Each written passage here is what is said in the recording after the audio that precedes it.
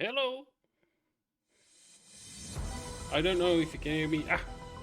My thing is working. My monitor is not, so I can't hear myself. But hello. Good evening, afternoon, good day from wherever you're watching. It's another stream, the Sunday stream. I'm gonna do whatever we want to. Stream. It's not really got a theme, but I'm kind of curious to see where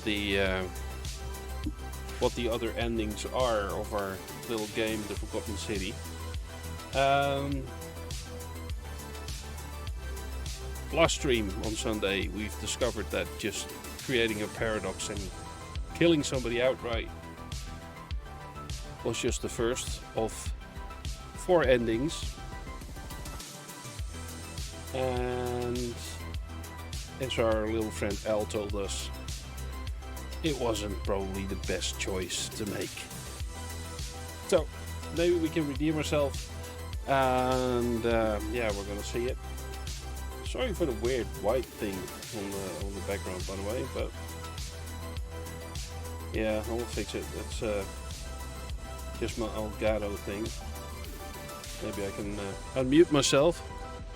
That's better. So I can hear myself. And yeah, let's get into it. Hope the volume is okay.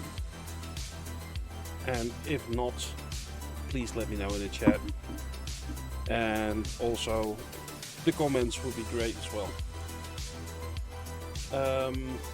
Well, switching, see if everything's working.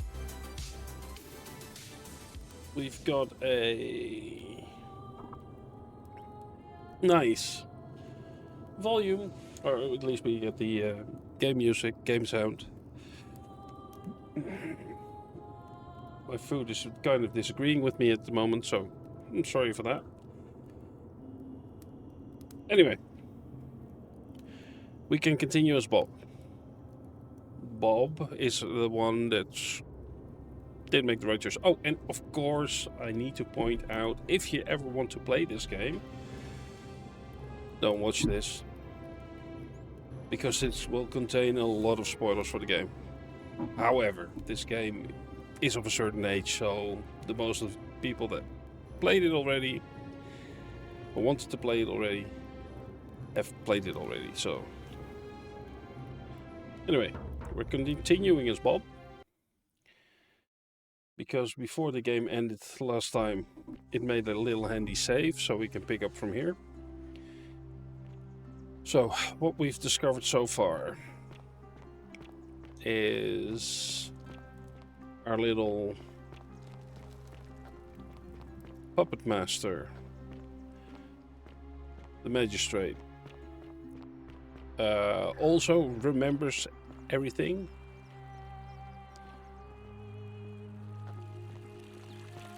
And isn't bothered by losing the election, because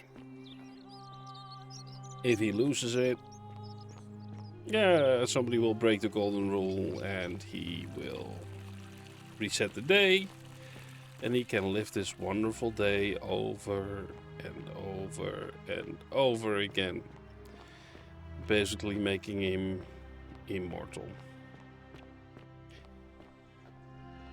So, we've also found out what happened to his little daughter. She figured a way out. Fortune smile on you, brother. And he just didn't wanted to end all, so he imprisoned her in one of those water buildings. Fortune smile on you, brother. And we found her. We can try and release her. However, if we do so, she will kill the magistrate and create the paradox. Meaning if the magistrate is dead, he can't summon me. And yeah. So that's one option. Another option, we'll have to find out. We've got some quests still remaining. A Herculean task, create a time paradox. That's basically what we need to do. That's point of origin. The Herculean task is collect all 4 stolen plaques. Now we still need to figure out who is pestering Virgil. And it's one of the people, or one of the soldiers, or persons in armor. Here we've got the plaques. And a mystery plaque. Anyway, so let's just continue. I think we can get the Greek plaque from Dooley. Is he still in prison? Yes, that means we haven't had a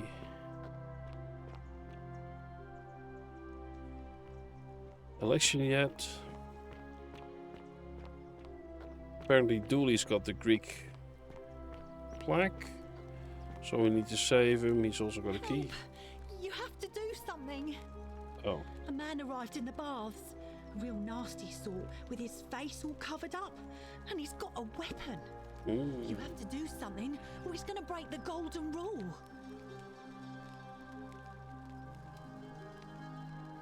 Are you daft or just callous? If you don't stop him, we're all going to die. At this point, I'm just going for the wide options, because we haven't had those. And maybe we get some new options. But I'm probably going to have to run back to the portal to reset the day again, if I choose this one.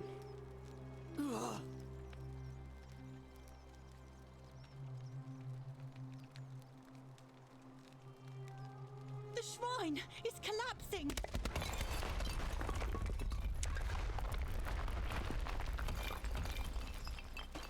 Great.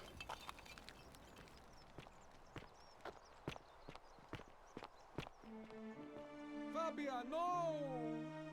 Oh God, she's dead! Did anyone see that? The whole shrine just collapsed on her! Oh Fabia, why did you have to go in there? Poor sweet girl! I can't believe she is dead. Fabia, I mean. She walked into that empty shrine, and the next moment she is lying dead under a pile of rubble. The gods are cruel and unjust. She was like a daughter to me. I'm sorry, friend. It's not right for me to lay my burden upon you.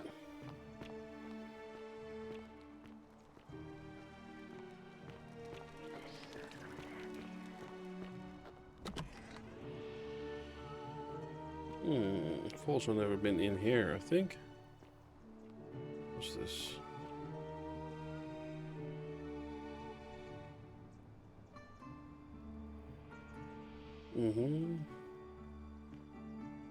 Okay.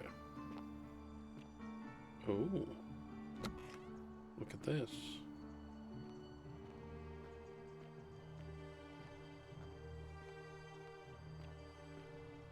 Well, from the start we're seeing something new.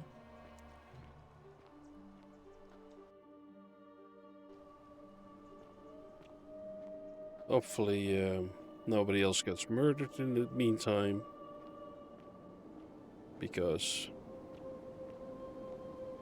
we would have to run back from here.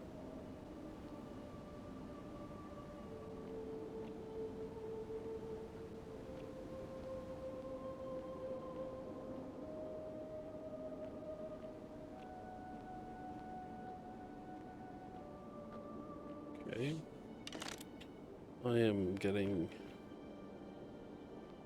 some protection ready.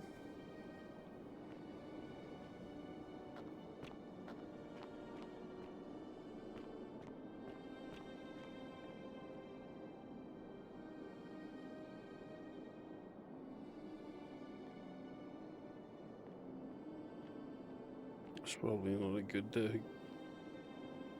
good time when we fall down there.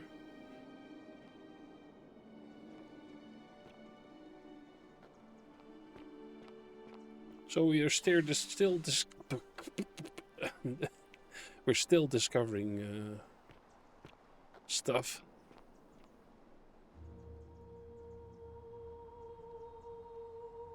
It's a broken door. It's a... Who are you?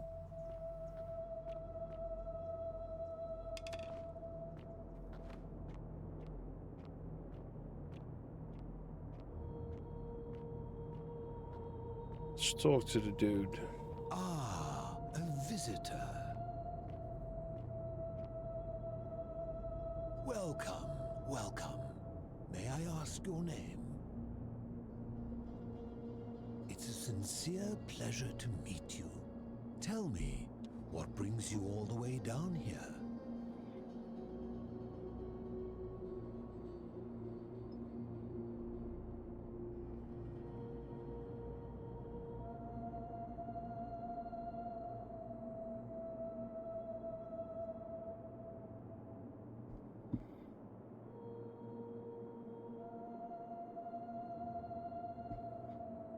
Well, what brings us down here? Sorry, I was just distracted by the phone again. Because I forgot to turn off the volume. I'm sorry for that. Well? Then perhaps the fates brought you here to learn the secrets of this place. I will tell you everything I know, but first, a request. I have been living down here alone for many years, with nobody to talk to but myself. The one thing I long for above all else before I die is a good philosophical argument with somebody astute. I'm hoping that person is you. Let us find out with this simple question. Have you deduced the name of the god responsible for the Golden Rule? Excellent. I see you are indeed quite astute. Very few come to that realization before their time in the sun is over. Now, will you join me in a friendly Socratic dialogue? Wonderful. Then let me begin with a question. Would you say you know the difference between right and wrong?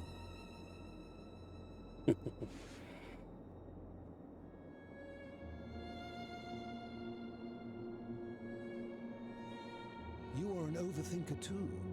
We're the same then. This is probably why I became a philosopher. But if you struggle with right and wrong normally, then down here with the Golden Rule, surely your struggle can only have become more difficult. Well, that's reassuring. And the truth is, you're not alone. You see, out there in the world, being uncertain about right and wrong was acceptable because our mistakes rarely had consequences. So we would tell lies and bend rules and turn a blind eye and rationalize, and yet still find a way to think of ourselves as good people. But under the Golden Rule, morality matters. The slightest wrongdoing could result in a mass execution. So to navigate this maze, we would have to be certain about the difference between right and wrong. Wouldn't you agree?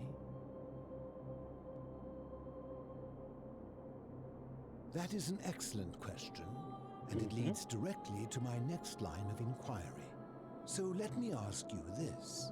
Is there one system of morality which is always perfectly correct, which you could follow in every situation and always do the right thing? How can that be? Since they all have differences, it follows that in some cases they would offer different conclusions about what is right and wrong. If there is a correct moral code, then wouldn't it follow that only one can be the correct one?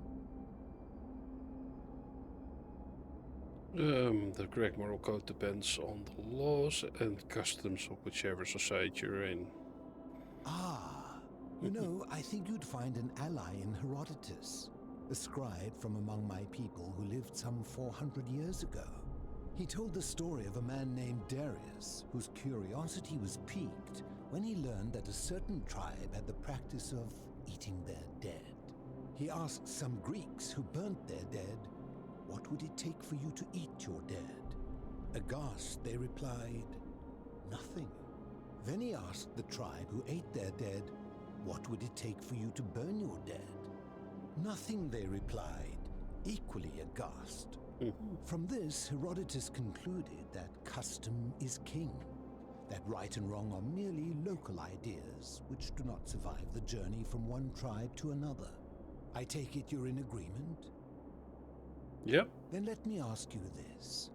If you visited a tribe where they ate each other, copulated with the dead and drank wine from cups made out of human skulls, would you still maintain that within such a tribe there is nothing wrong with such conduct? Ooh. And that's a credit to you. It is the mark of a civilized person to change their position when presented with a superior argument.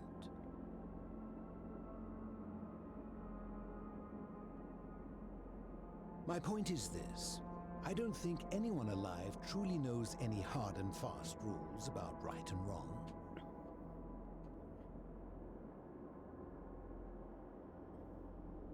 If there is one thing I have observed about rules, it is that virtuous people do not need them, and evil people will always find a way around them.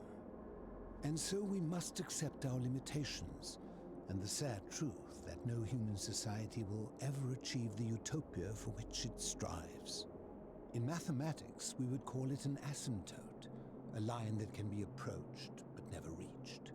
Because the only way to create a utopia is with the ever-present threat of force, such as the Golden Rule. This and no other is the root from which a tyrant springs when he first appears as a protector. And life under tyranny is no utopia at all. That's a good philosophy. And I think I agree.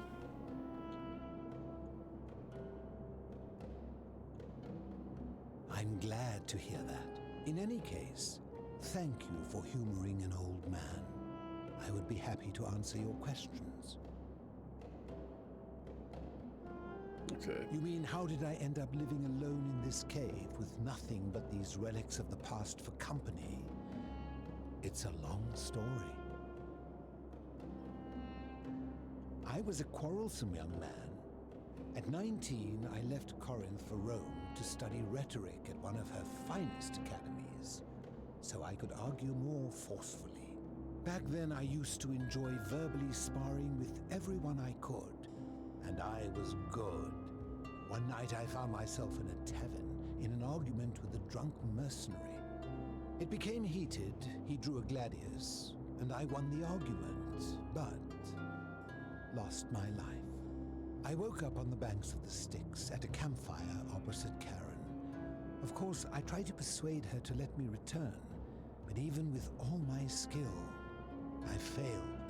I settled in, made friends, and learned what I could, quickly realizing our little community faced certain death under the Golden Rule.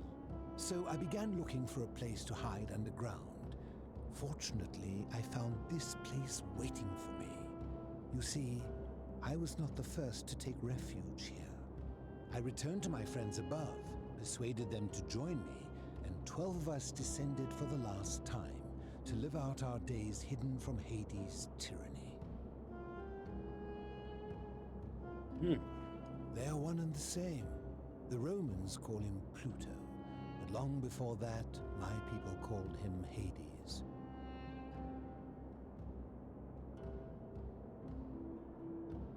I fear that if you were to utter my name in the city, even by mistake, that Hades would hear you and know I am still alive.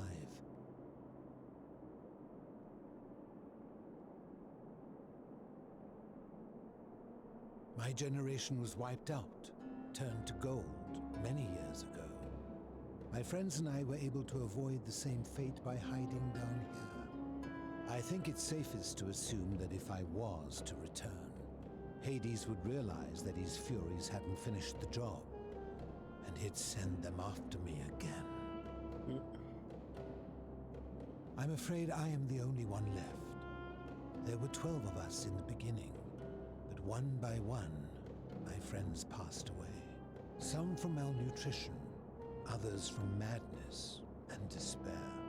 It has been lonely. Before my unexpected visit from Kabash some weeks ago, I'd not seen another person in many, many years.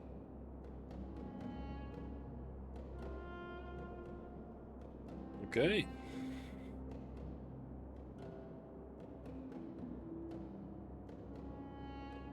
Living in darkness is not without its challenges. The first challenge is diet. Fortunately, I found that eating fresh fish provides most of the nutrients I need. And sometimes, when there are Greek people living up above, I surface at night and salvage the offerings they've left in the temple of Demeter. The greater challenge is the isolation, so I like to imagine arguments, where I argue both sides.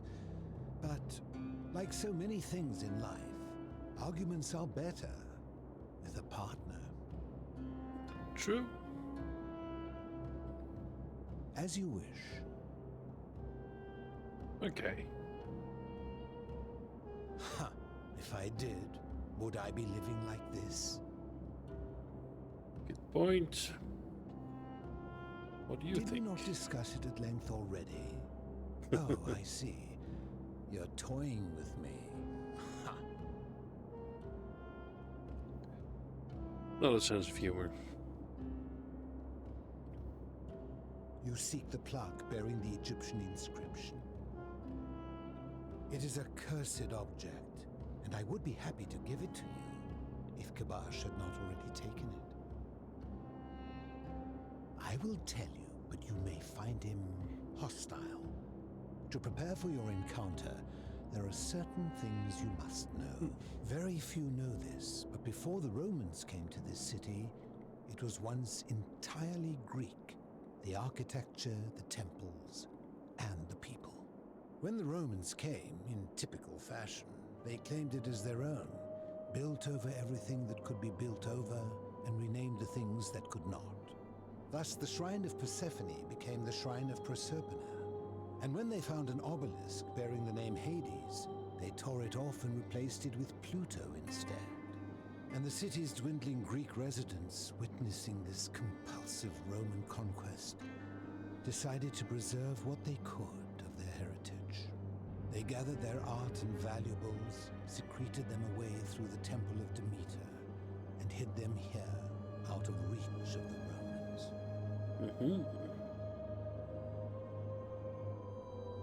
I'm getting to that. You see, it was among these old Greek relics that I found the thing you seek. An even older plaque bearing an Egyptian inscription.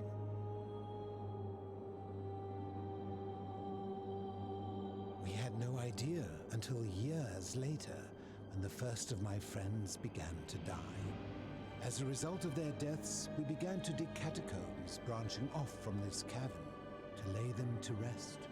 We extended the tunnel so far that we accidentally discovered another, an even older tunnel, which somebody had gone to great lengths to keep hidden. Suddenly it made sense why there was an out-of-place Egyptian plaque among our people's possessions. You see, we proud Greeks had thought the Romans beasts for stealing and corrupting our heritage. But it turns out this game has been going on much longer than any of us imagined. I think it is best you head through the catacombs and follow Kabash's trail. Oh. I assure you it is not, although it will be dangerous. I urge you to exercise caution. Take this key. You'll need it to open the gate. Oh, look at that. I enjoyed our chat, but please keep my presence here a secret, yes?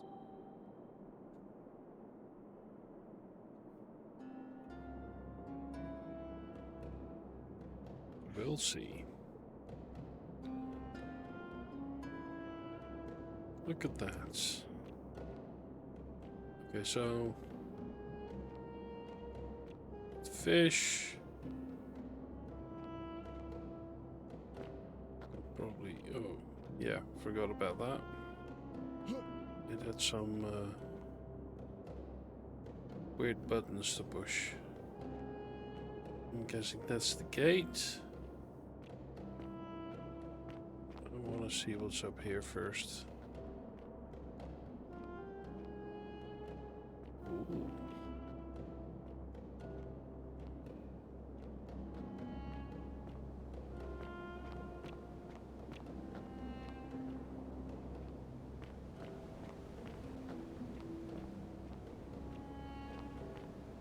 This is the way out.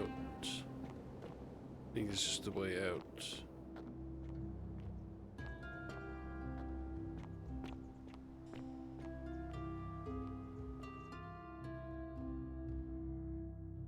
Yeah. Alright. Going back. Somebody hasn't broken the golden rule yet, so we still got time.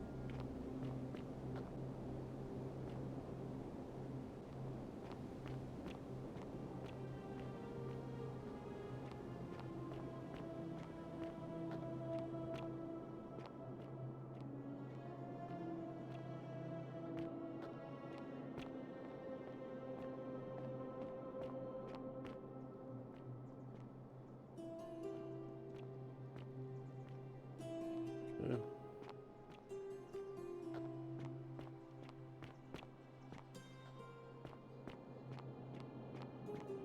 So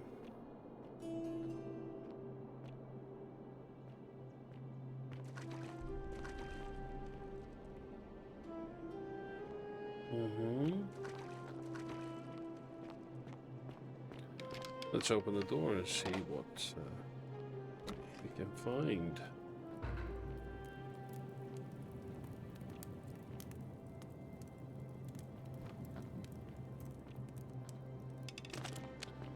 There was danger, right?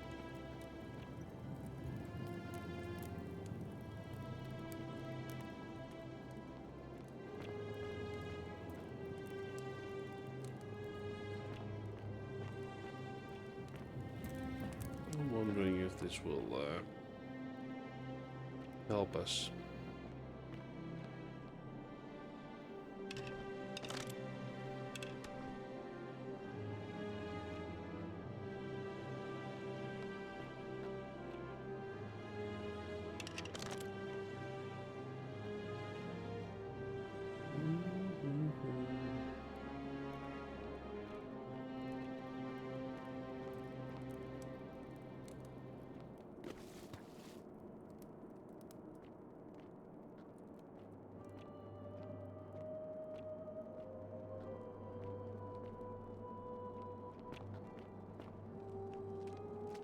Oh. Give me more arrows.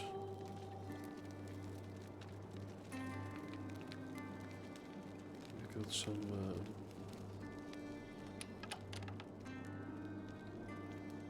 of course it's locked from the other side. Let's see what we have here.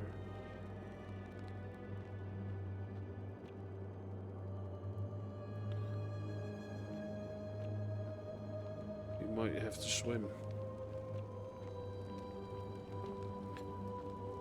What's this? Oh wow. What's this on the other side? Maiden thing?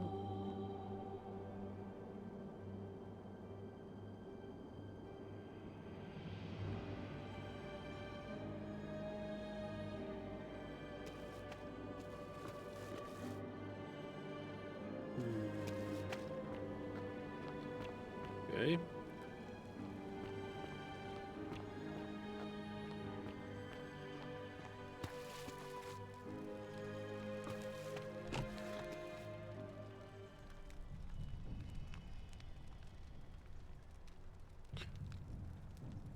I see something moving. The music changed all of a sudden, so that's gonna be fun.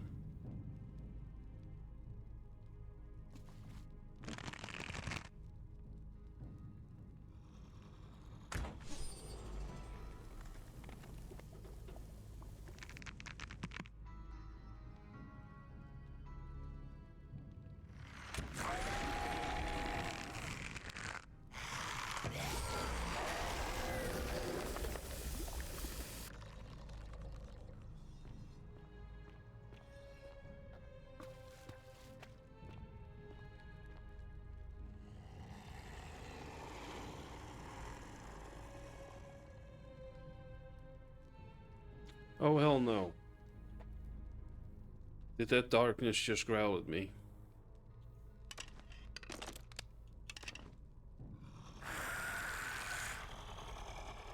Oh.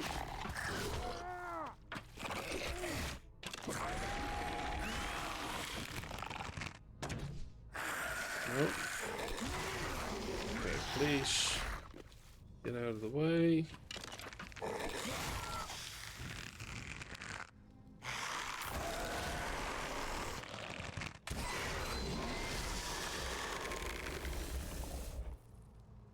What the?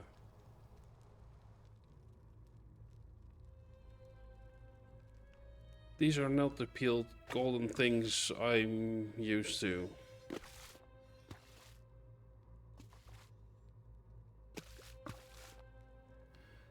So there's mummies now.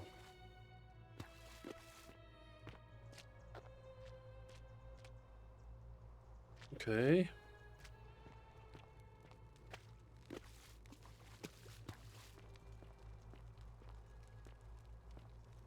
We have more of those.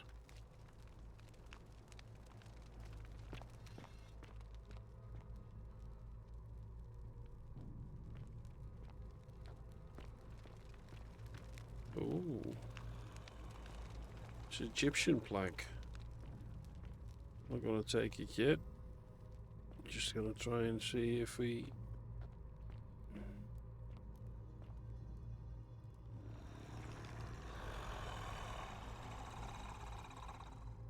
Wow. Where?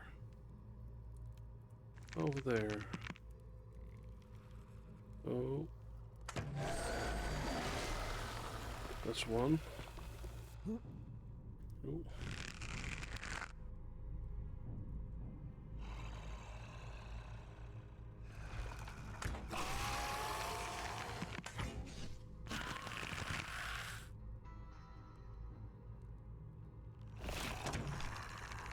Oh.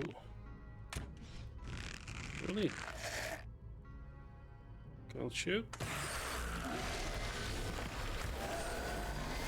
There.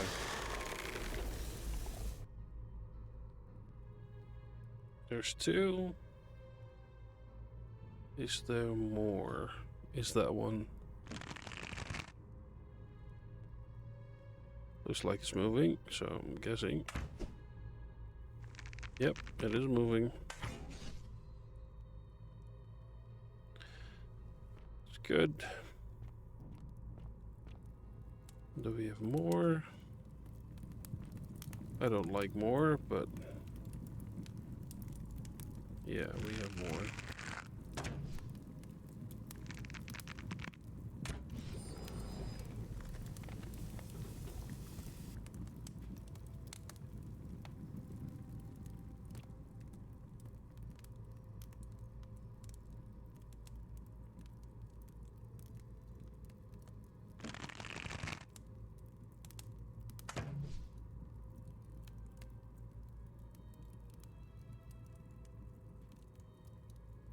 And this is the part where I wish I had a mouse.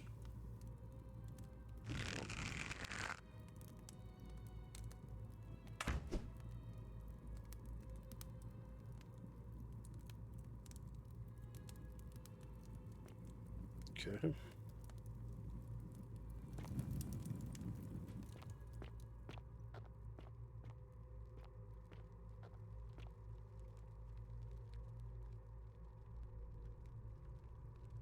Do we have...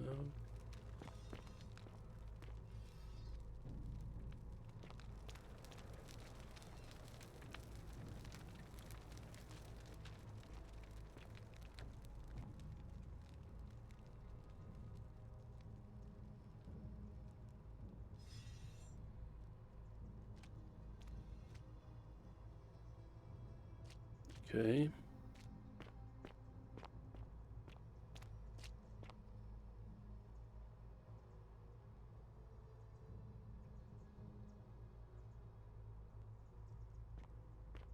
Okay. The golden rule is even older.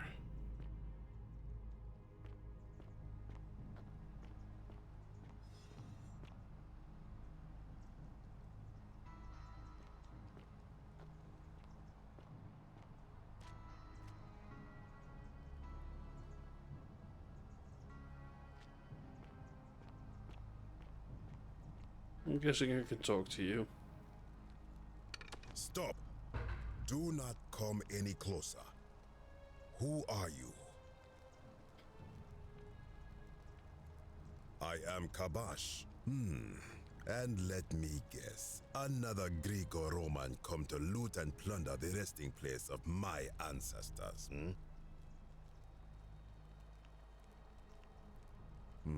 To what end? That is welcome news. You really are not Greek or Roman, are you? I was planning to return it myself, but for now, I must remain. Here, take it and restore the honor of Osiris. That's good news. Now, as for the other plaque,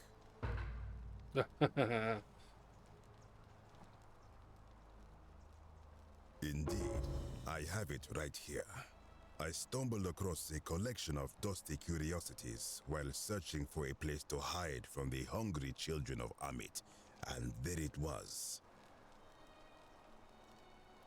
You may not. In fact, I am about to destroy it. Because it speaks a treacherous, blasphemous lie. I will tell you, but first, do you know what this place is? It has a name, and that is the Duat. See what has become of it. I have been down here for weeks, piecing together its story, and here is what I have learned. As Egypt declined and the Greeks had their turn to flourish, their souls came here in great numbers. But instead of adopting our ways, they copied and corrupted them. When they found the obelisk bearing the name Osiris, the true god of the underworld, they desecrated it, removing his name and replacing it with Hades. Even the ferryman of the dead, known to my people long before as Kerti, they renamed to Keron. As if that desecration was not enough, they built over this place, using it as the foundation for their own underworld, so that ours was forgotten. My only solace is that the Greeks then suffered the same fate when the Romans rose to power, renaming Hades to Pluto, and the cycle began anew. It is inscribed with a script I do not recognize, but it is ancient, almost as if it is older than the plaque bearing Osiris's name. But if that is so, it would imply the gods of Egypt are mere imitations too, copied and corrupted from an ancient people who prospered even before us. And that my people did to them what the Greeks and Romans did to us. But this, I cannot accept. I sense a deception. Perhaps it is the work of Set, the usurper, seeking to undermine Osiris once more.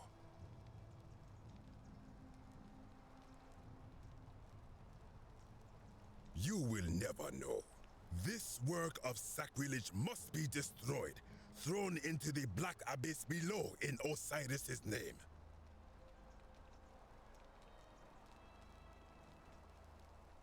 You are too late. It is done.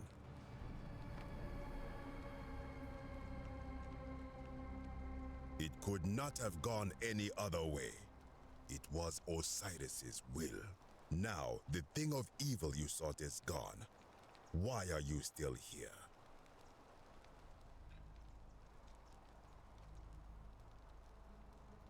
Well, thank you, Kabosh.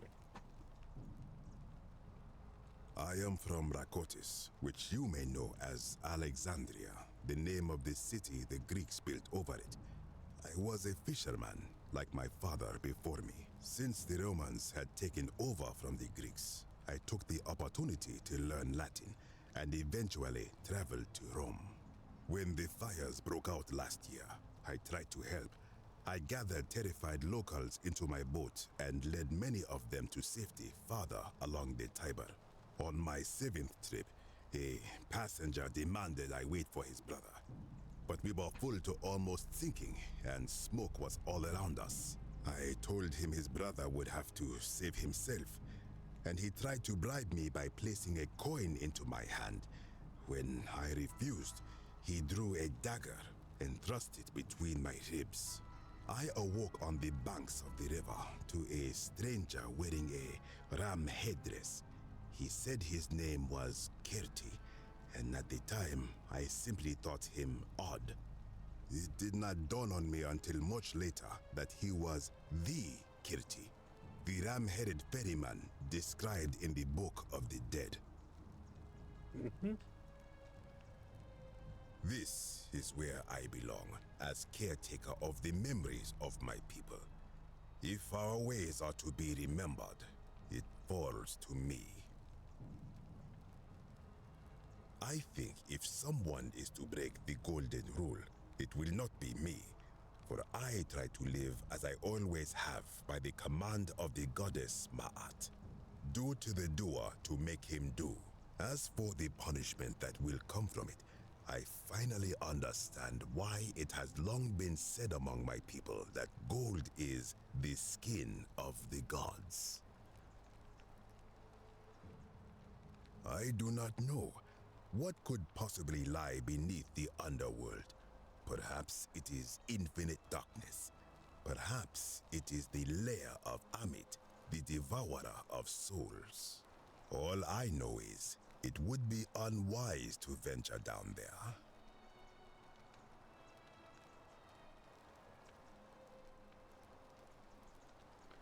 Yep. Is everyone so contrary where you are from? Do not even consider it. I'll be Good. going. Be gone from this place. Wait. You are planning to go down there. I see it in your eyes. Yep. You would plunge into the depths of the Duat with no way back up. Madness. We shall see. I'll find a way back up.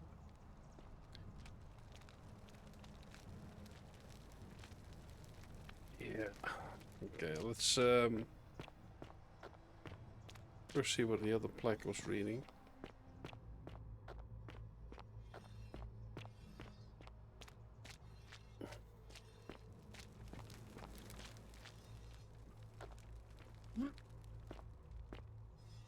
Thank you.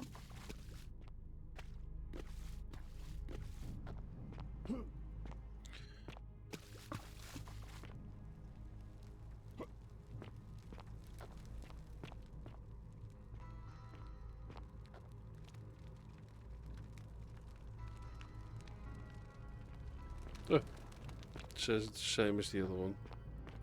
Ah, good to know. Ooh. Ouch. At least I'm... Oh.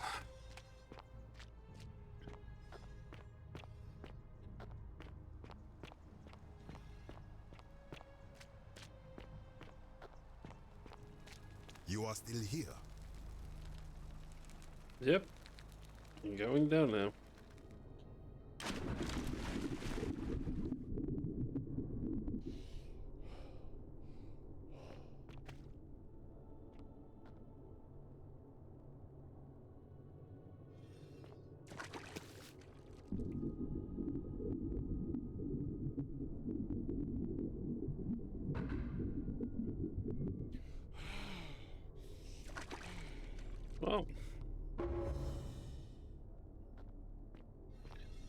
got the mystery plaque, we got the Egyptian plaque, we got the Greek plaque, and then we need the Roman. Oh, the Roman plaque is already there, of course. Oh. Oh.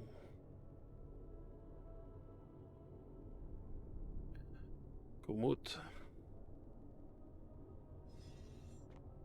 Yep.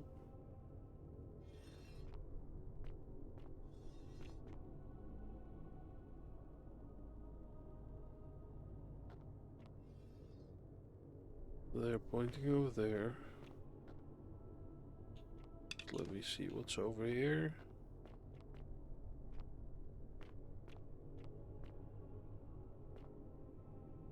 It's a barricade.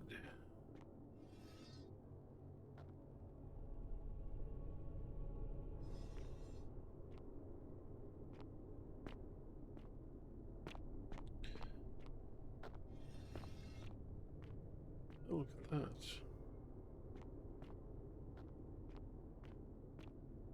We're not allowed to swim? Not allowed to swim in here. Okay. It was an invisible wall. So over there's a rock over here. It's a big boulder. I love this boulder.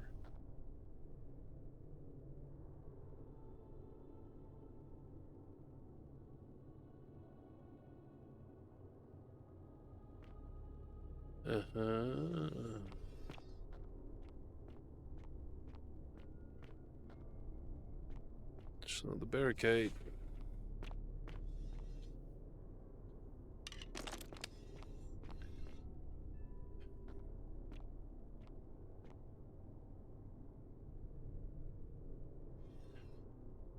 Statues have stopped talking to me.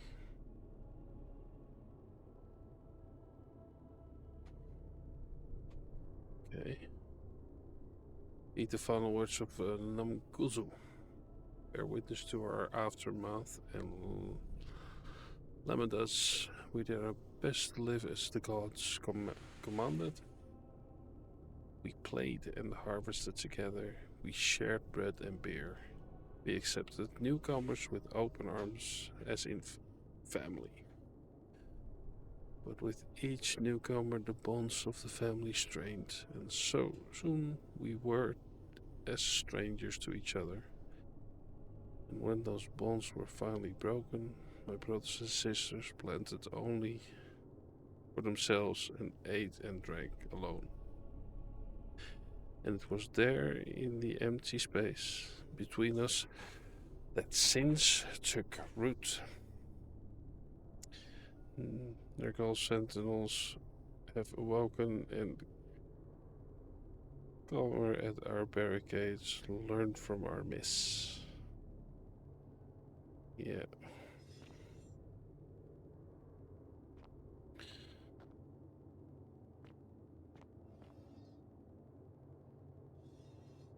Okay. Oh.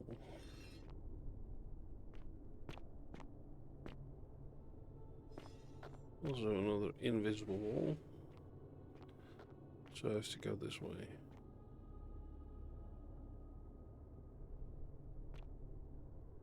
Oh.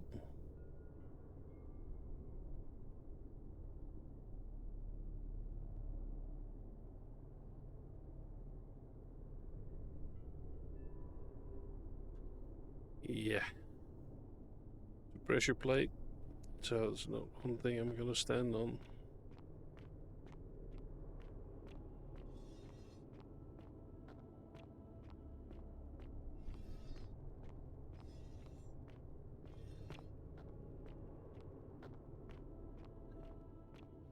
Okay.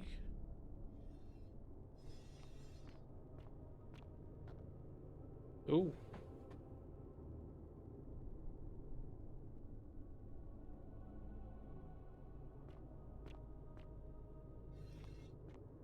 I feel there's a theme here.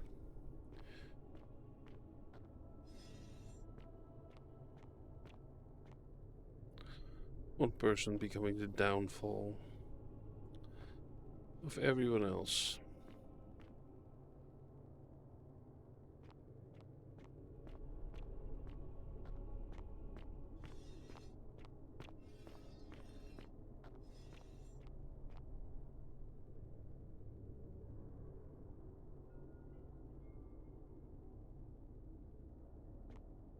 Yeah. Another. Oh, it's 2 pressure plates.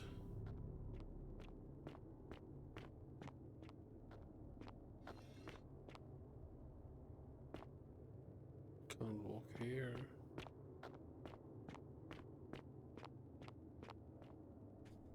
Oh.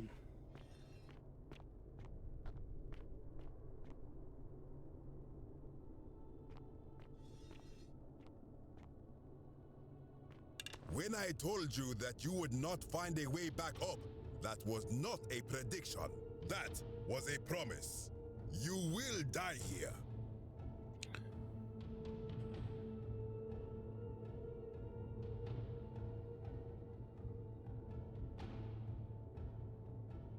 I disagree.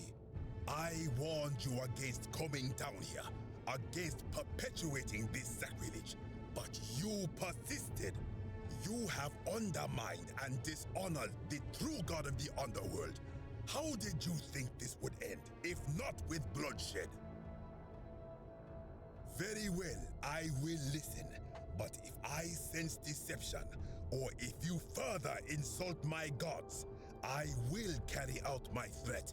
So tell me, why should I let you live after you salvaged this instrument of blasphemy?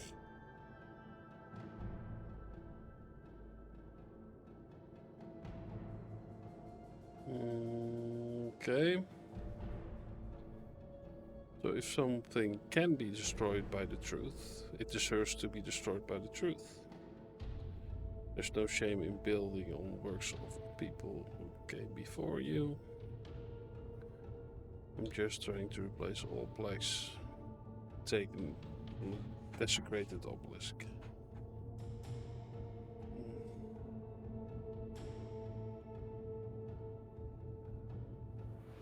Then you admit it.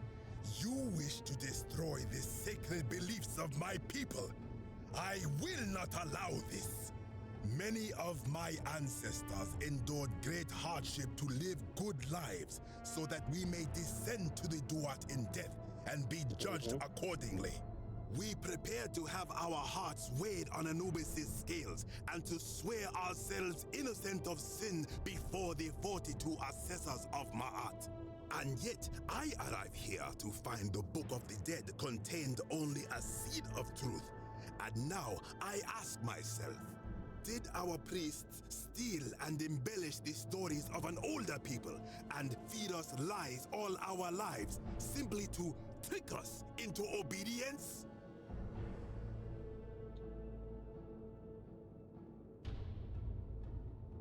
I am not sure I follow.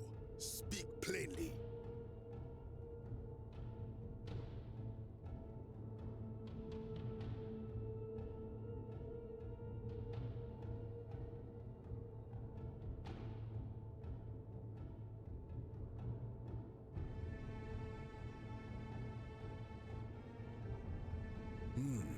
Perhaps there is some truth in that. What is your point?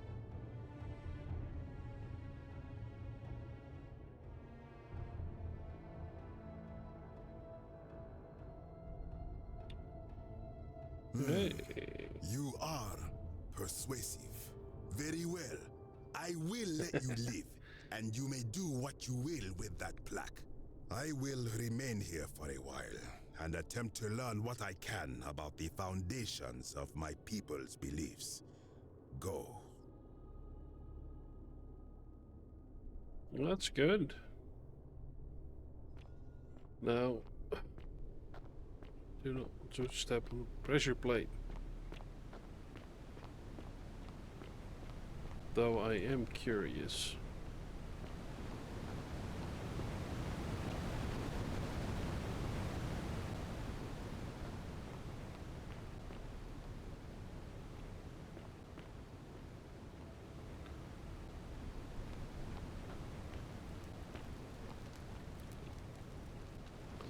You know what? I can't. I simply can't. I want to know if something happens.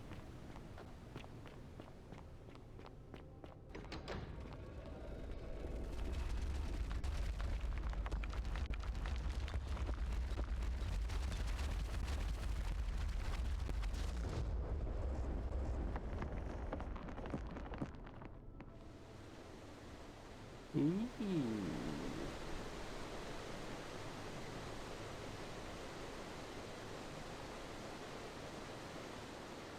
I've made a big hole. If I walk around.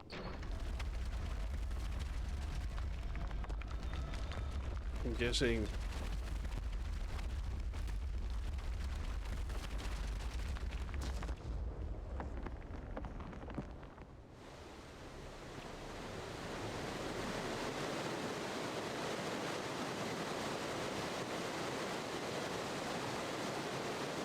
Oh, look, this looks like a face.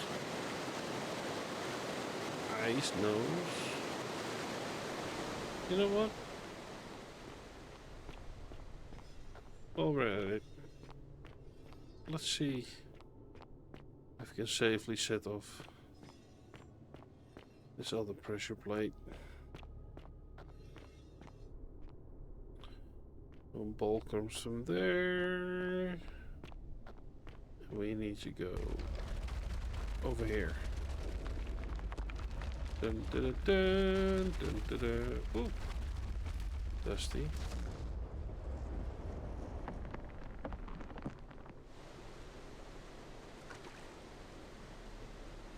Ah, fuck.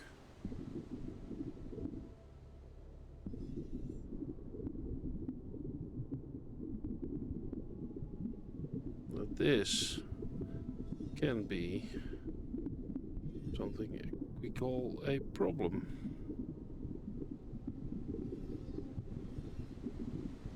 I think it's funny. There's a waterfall underwater.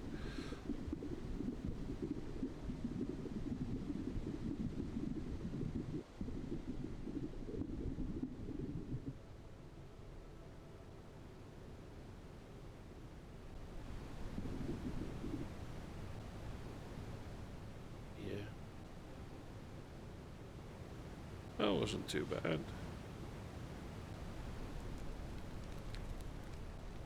The good thing is, if I screwed anything up, I'll just have to break the golden rule and we start over.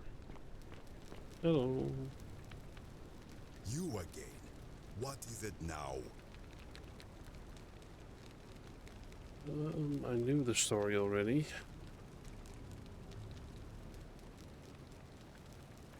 Of course, as the Romans say, may fortune smile on you. Eternal leave.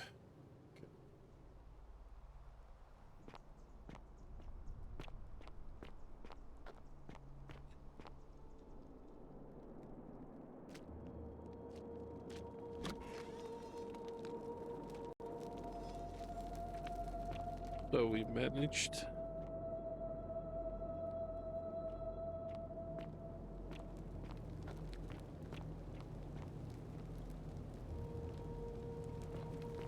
To get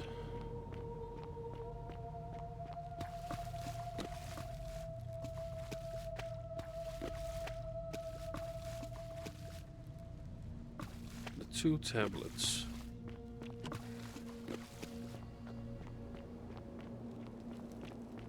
It's time to get out of here again.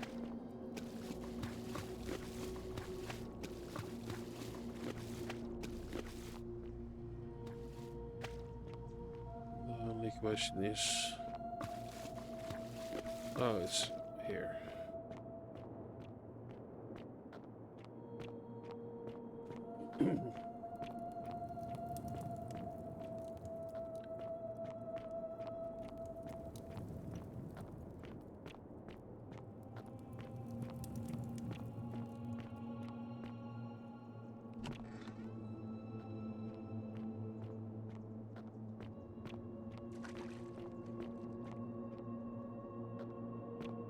Ah, you've returned.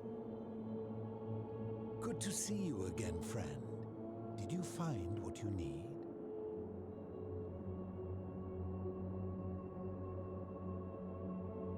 I enjoyed our chat, but please, keep my presence here a secret, yes?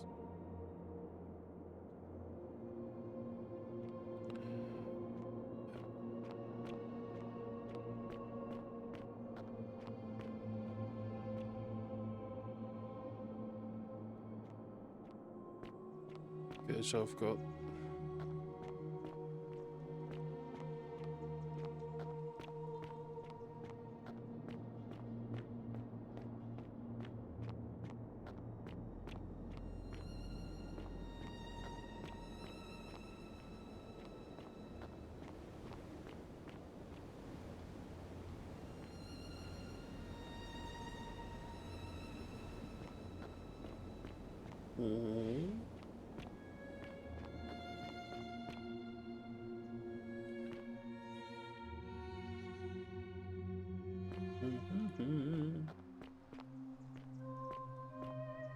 That was curious. Okay, now we can talk to the Greek dude about a Greek thing. What are you gonna be?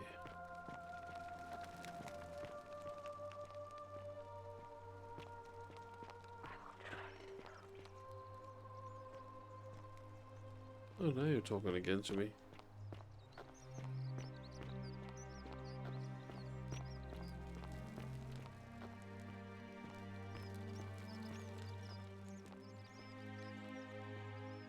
I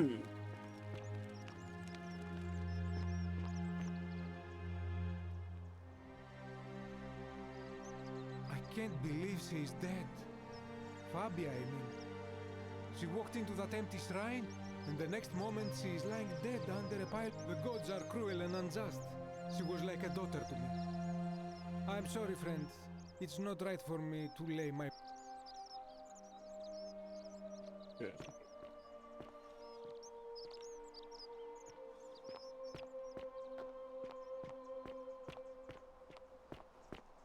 Don't you just love springtime?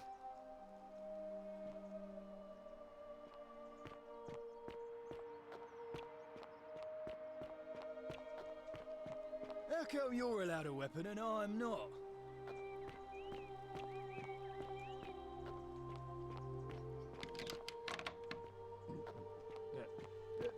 Thank you. Thank you. I am delighted and deeply honored to have been elected your magistrate. Magistrate. Yes, yes. Yes. Thank you. Thank you. I'm delighted and deeply honored to have been elected your magistrate. And now, I make this solemn promise to you, good citizens. And now, I make this solemn promise to you, good citizens. Under my leadership, you will finally enjoy the freedom you deserve. And yes, no more shall you walk on eggshells. Yes. No more shall you walk on eggshells. The liver breathe because We'll have to reset at some point. Well, let's talk to the lady that thinks she's alone.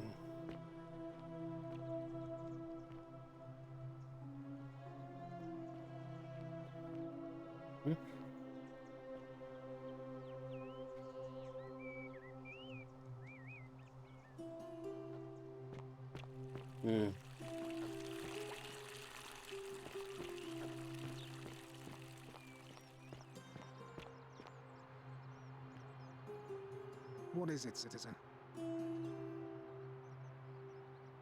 Gracious. All right.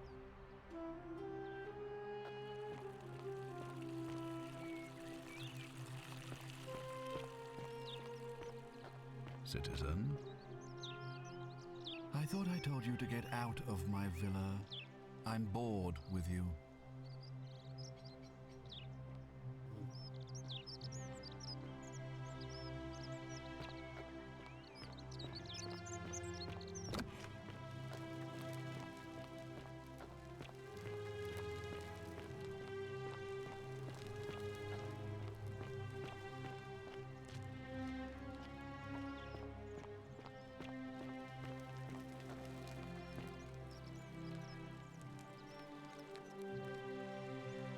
Ugh, I wish Horatius would stop letting barbarians in here. What do you want? I trust you can see yourself out. Okay. So.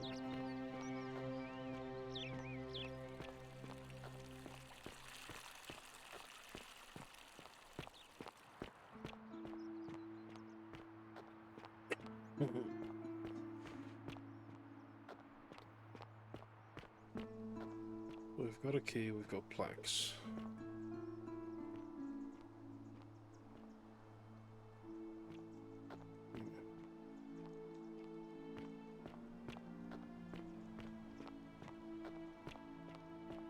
Yeah.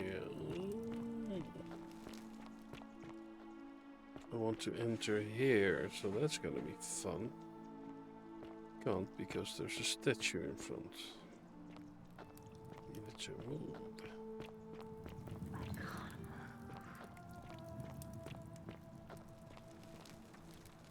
Friend, you have given me hope. May you follow in the footsteps of Hercules and return to the light of day. Yeah.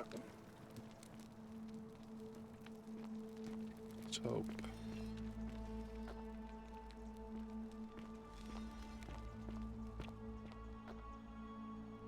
Vote for Name's Malleolus Wolfius. for a free drink Better at watch my your tavern. step. Malleolus. Not sure I trust Sentius. Couldn't even protect his daughter in a city without sin. How's he going to protect us? No.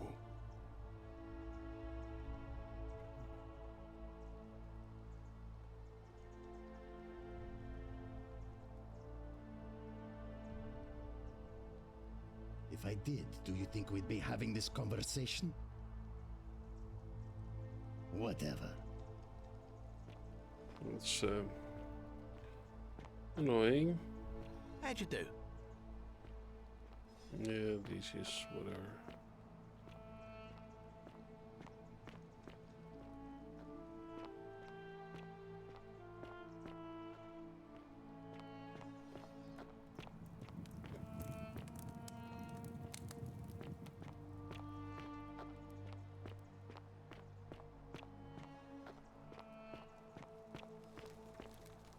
Already talked to her, talked to him, inspect black.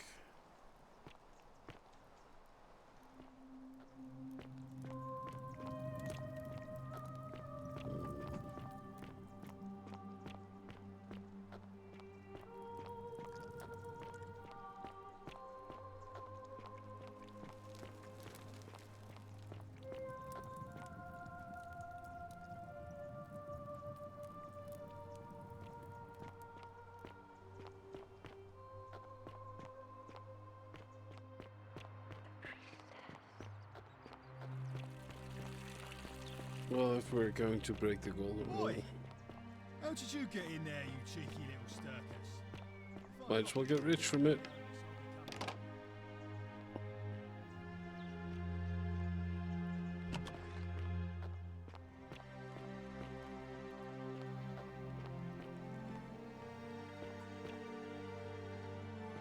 Ooh. That was a yawn.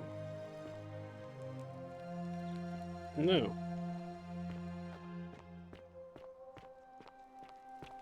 Let's talk to the lady.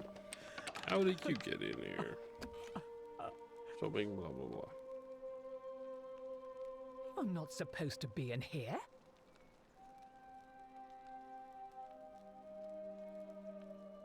Domitius, come quickly. We're being robbed. This is outrageous.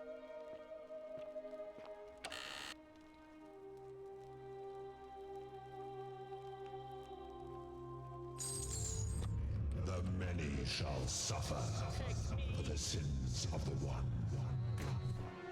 Mm-hmm.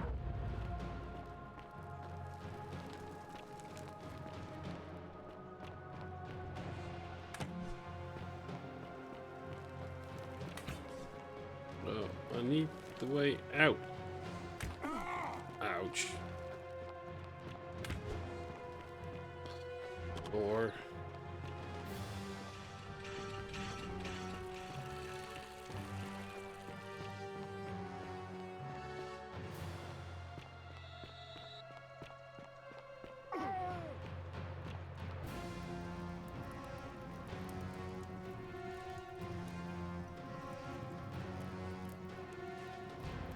a bit more time. Oh. You were still in front of the door I want to get into. Ouch, yes. Almost. Almost. Can I make it?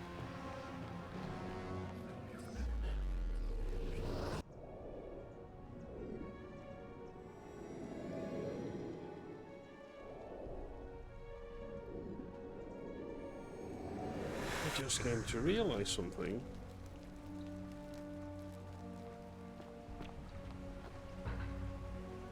If he dies opening this portal, can I loot?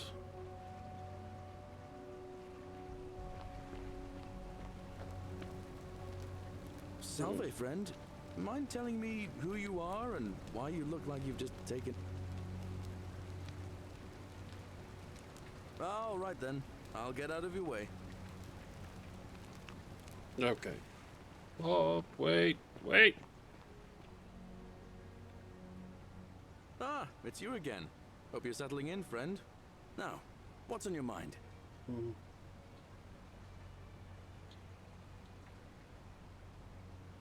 I've bounced the idea around once or twice, but...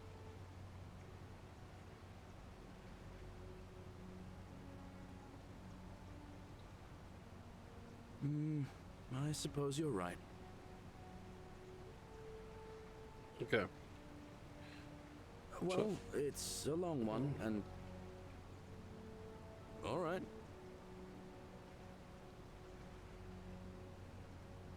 All right. See you around.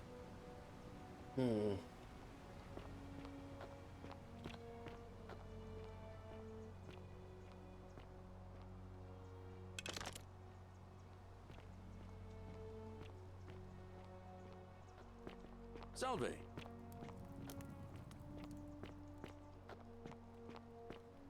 If I'm over here.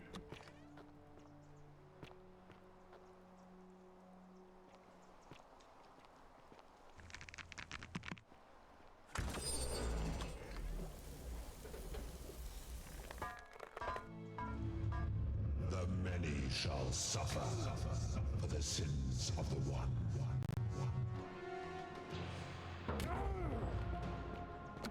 Pass it.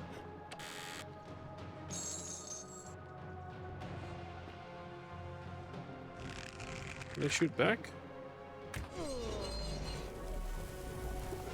No.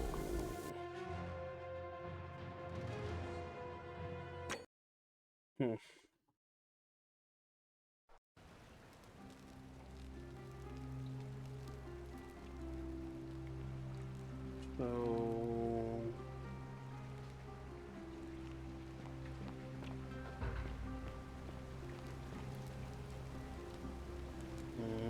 Salve, friend. Mind telling me who you are and why you look like you've just taken on a gladiator and lost?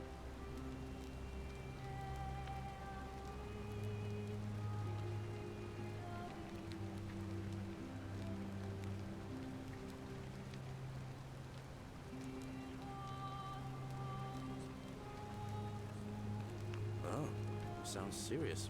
I'm listening. Yulia? Oh no. All right, I can do that. All right, let me see. Stop Fabia going in, but send the new arrival to the empty shrine. Understood? What? Are you... You're serious, aren't you? I doubt Domitius will let me talk to him, but I'll make sure he passes on the message. Okay. I'll go, but once I'm done, I'll need you to tell me how you know all of this.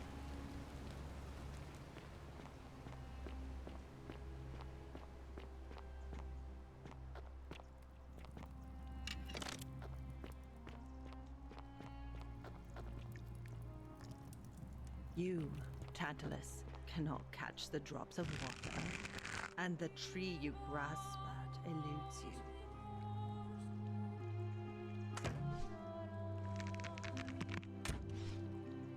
There is method to my madness. Really?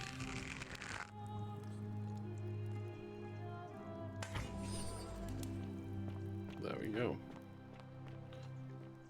Just wondering if I can shoot him. The many shall suffer for the sins of the one.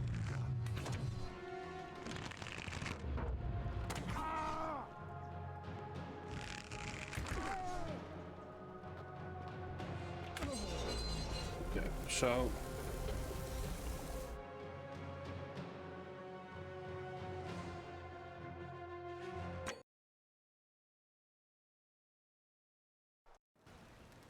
I think it's possible. Get in, get out, get to Sentius without being killed. So, yeah, salve. Salve. Oh, sounds serious. I'm Yuli. All right. What? I'll go, but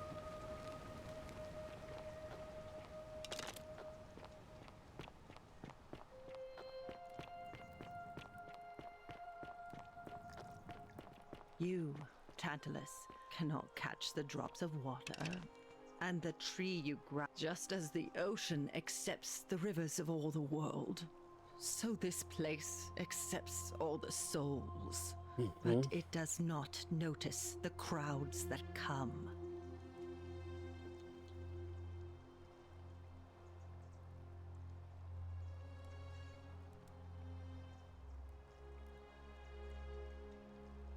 Say it.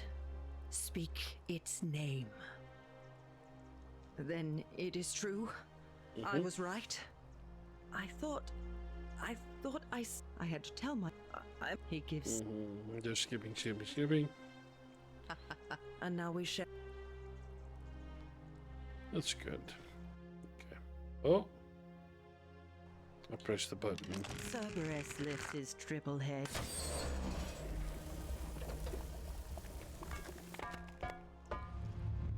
The many shall suffer for the sins of the one.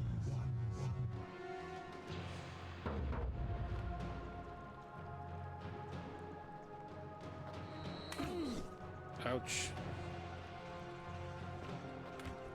Oh, this is not going the way I wanted it.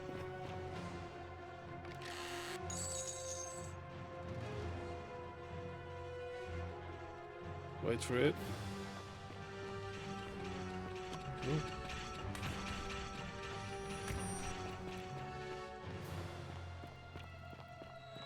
No.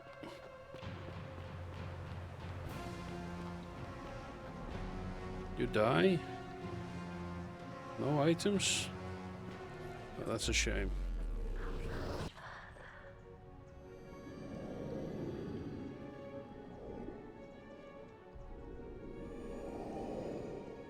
However, we've managed to empty the chest.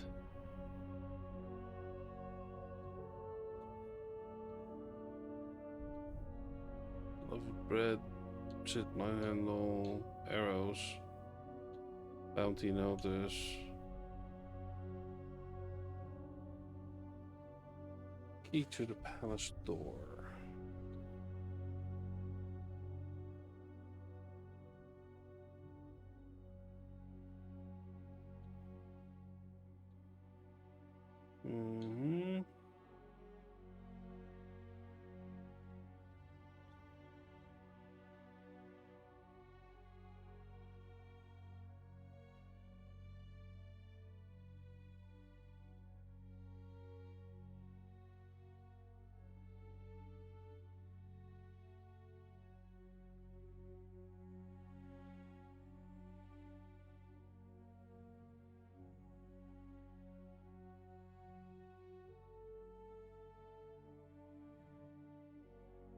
Okay. got quite a lot. So I need the Roman plaque and the Greek plaque.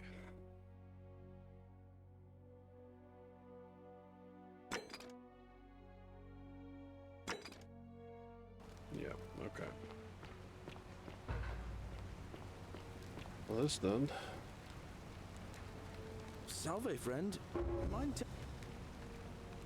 oh, sounds serious. Yulia.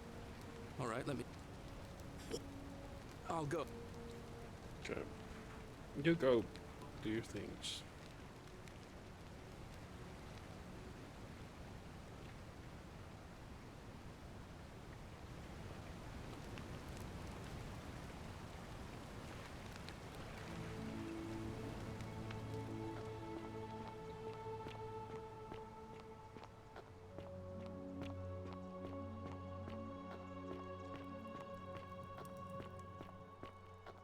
You, Sisyphus, attack or pursue the step just as the... But it... will Say it. Then I thought I had to tell myself it was... I must... He gives... I would bury the as there. I hope and now we... Hey, would you now go?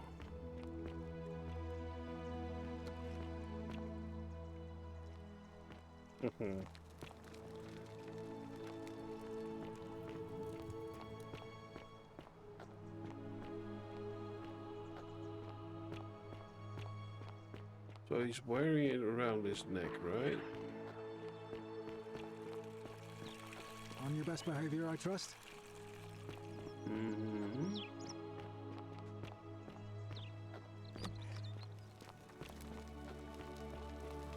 Oh, another one fresh out of the baths, I take it.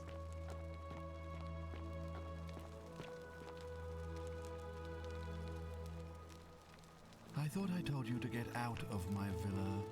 I'm bored with you.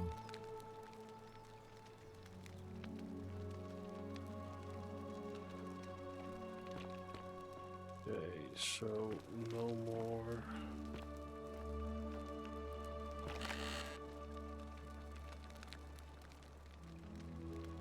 I've got enough money, so that's not a problem.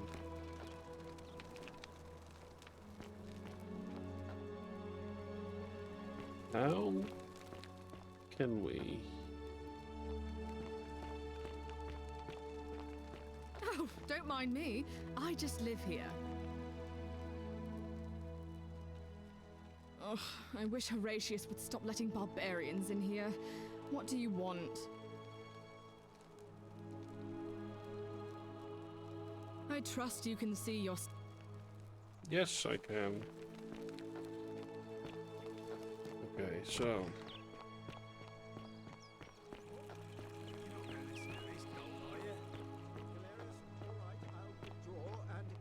And Julia are free. I trust our business is concluded? Yes, that ought to do it. I guess I'll go and tell Ulpius the good news then.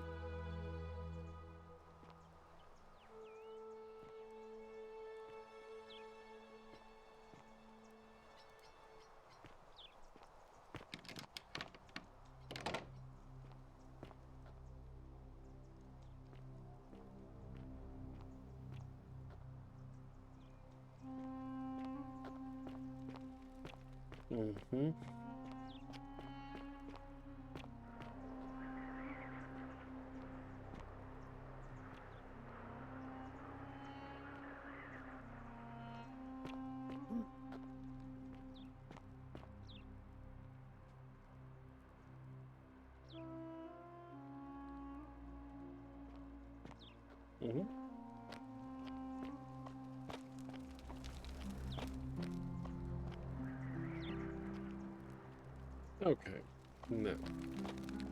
Everything's not busy anymore. Domitius doesn't usually let anyone in here without a hefty tribute, so you must have been desperate to see me. Well, what do you want?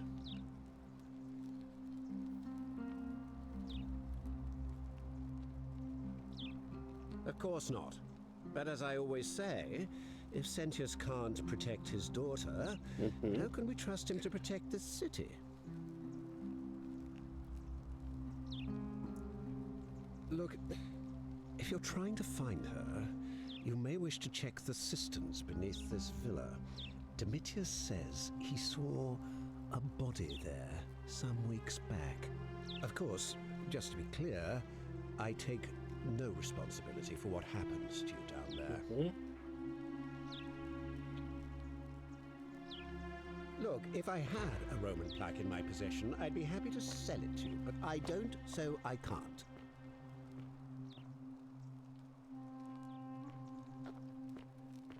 Okay, so you don't have the Roman plaque. Are you listening? Yes, sir. I've made a decision to withdraw from the election. I want you to go and inform Equitia. Sir? Are you under duress, sir? I just had a change of heart. But you were on track to be magistrate, sir. All that work, all that money, wasted. Those are my orders. Carry them out. As you wish, sir.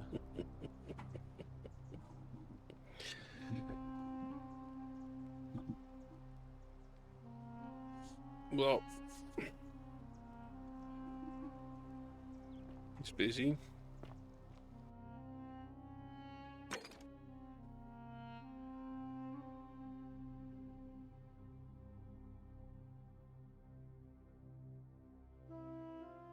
I need a key. What other way in? I think I found the key now. Malleolus has decided to withdraw from the election. Surprising, but thank you for telling me. I'll let everyone know. On your best behavior, I trust? Very best behavior.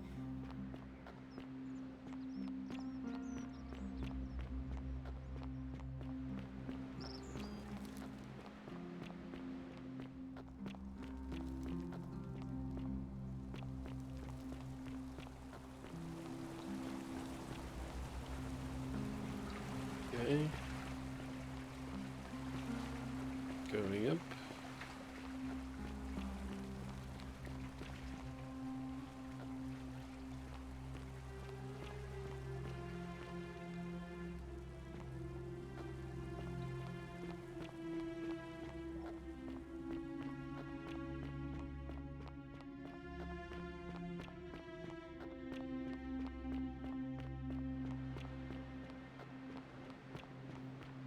I do not need the money.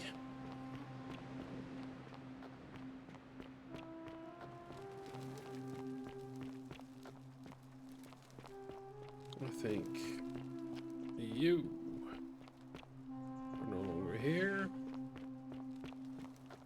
No, that's good. Okay, we've got...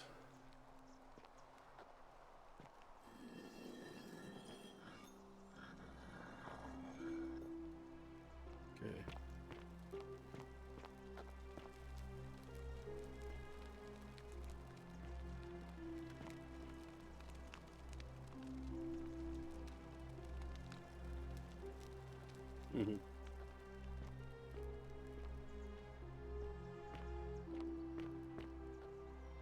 How?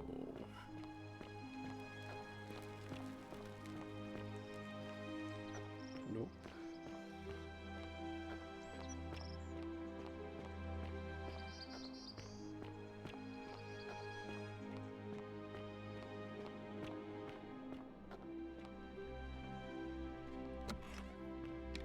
Okay, we'll go through.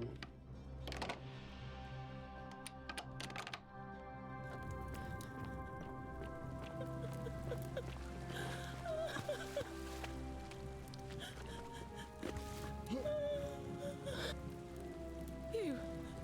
Who are you? Did he send you? And do you know you're here? You have to help me escape before that monster comes back.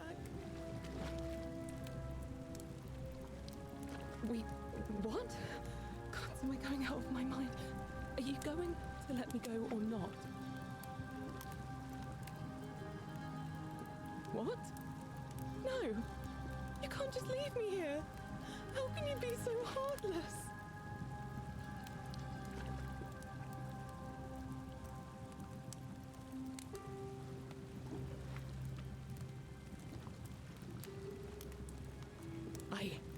you. I spit on you. I hope Dis drags you to Tartarus. You're back. Have you come to let me go this time?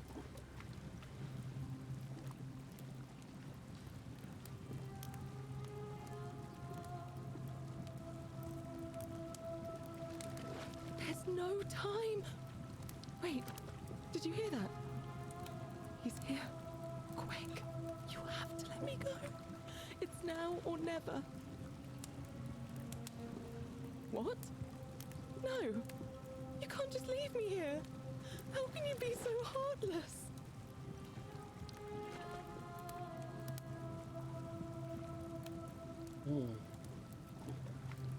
It's no use. You'll never persuade him of anything. I'm telling you, he's a monster. Please.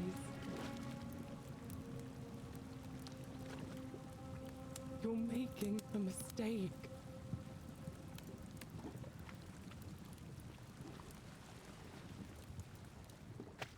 Well, yeah, I've made mistakes. So I can drop them there and get to that.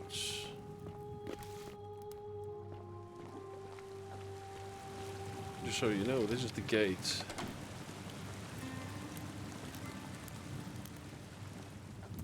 He's talking about. I know Cynthius is being bored of me, so I'm just wondering.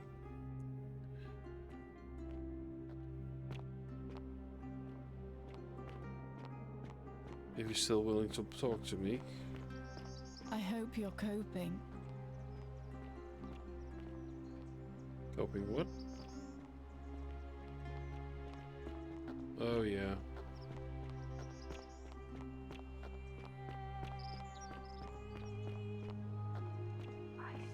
I'm coping. Oh wait. Speak with her. Salve. Salve.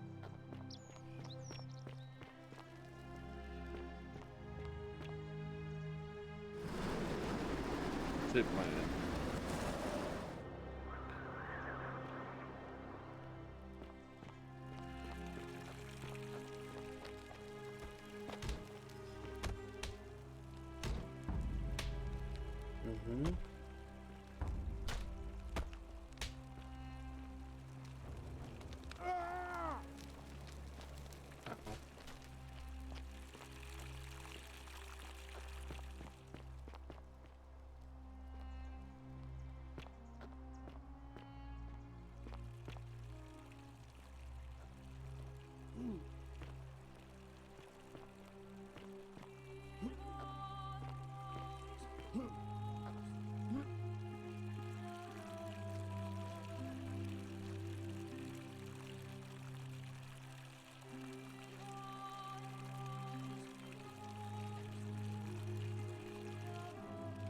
Mm-hmm. Yeah, the problem is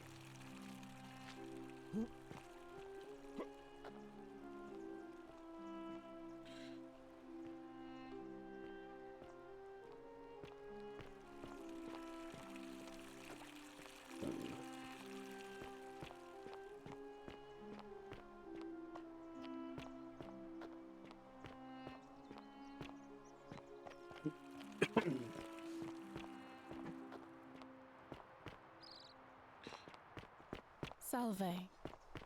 yeah, salve.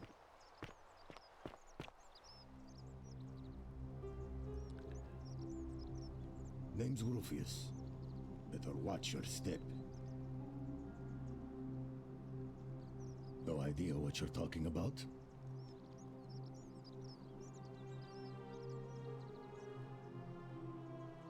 Okay. Whatever. Welcome.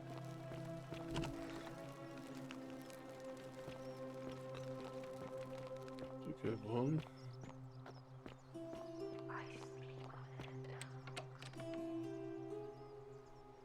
Okay. Let's open that one.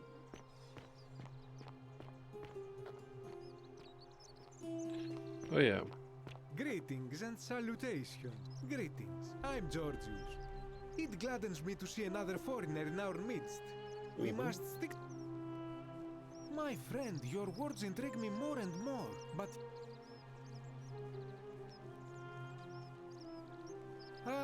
I knew this day would come. I do not wish to lie to you, my friend, but even discussing this matter is dangerous. Please, let us leave the live coals safely. Very well, but the magistrate would not look kindly upon this, so please keep it to yourself. For several months now, I have been sneaking out at night to worship the gods of my ancestors in the temple of Demeter. Each day, I leave offerings of food in the hope that we may have a bountiful harvest, and yet the next day when I return, the food is missing. The offering, it is symbolic, you see. It is never eaten, so I ask, who or what is devouring the food in this temple? Stranger still. Once I sat in front of my shop like the 100-eyed Argus until dawn to see if I could spot a thief going in. But do you know what I saw?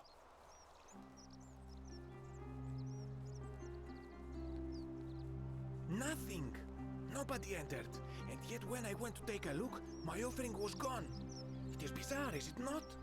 When I told my friend Kabash of this at the tavern, he offered to help investigate.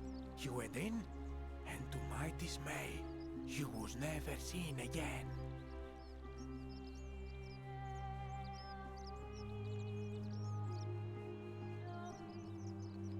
It is the only Greek temple in the city. Head towards the baths, and it is the last building on your right. I do not think you should pursue this, my friend. It would break my heart to be responsible for 2 people disappearing. But you do not strike me as a kind of person to be deterred by such warnings, so just be careful, I beg you. Well, I got an itchy nose. Okay, so I was hoping for some more dialogue options.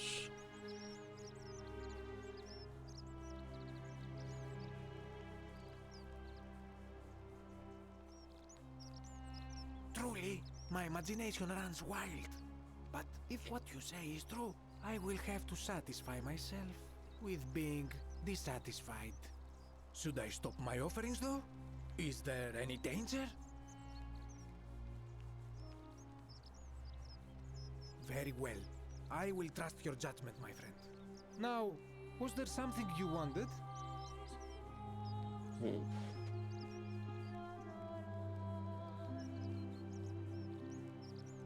I hope that our paths cross.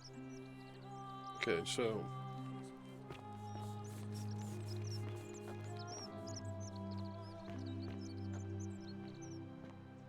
how'd you do?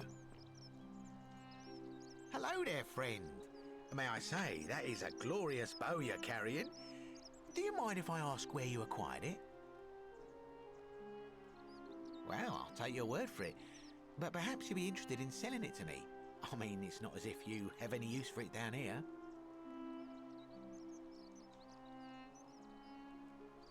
Oh well, let me know if you change your mind. For now, can I help you with something? Very well. Another time.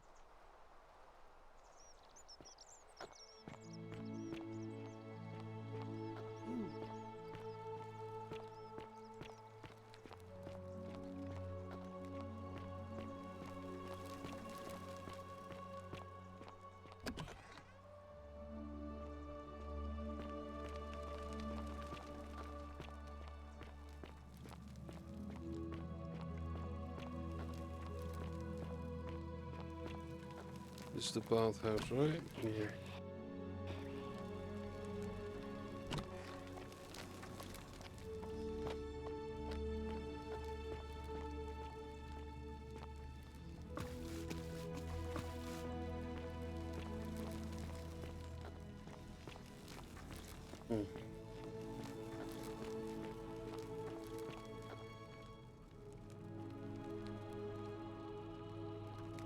No, it's not the way.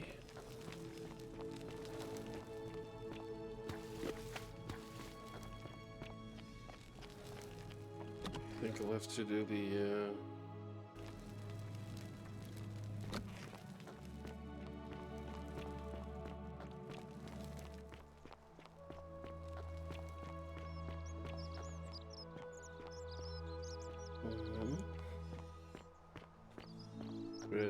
Bread.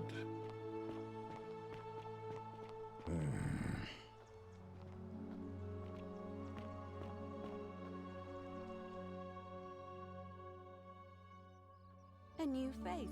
Ave, and may Vesta watch over you. I'm Equitia. To what do I owe the pleasure of this visit? Keep an eye out for Scintilla, would you?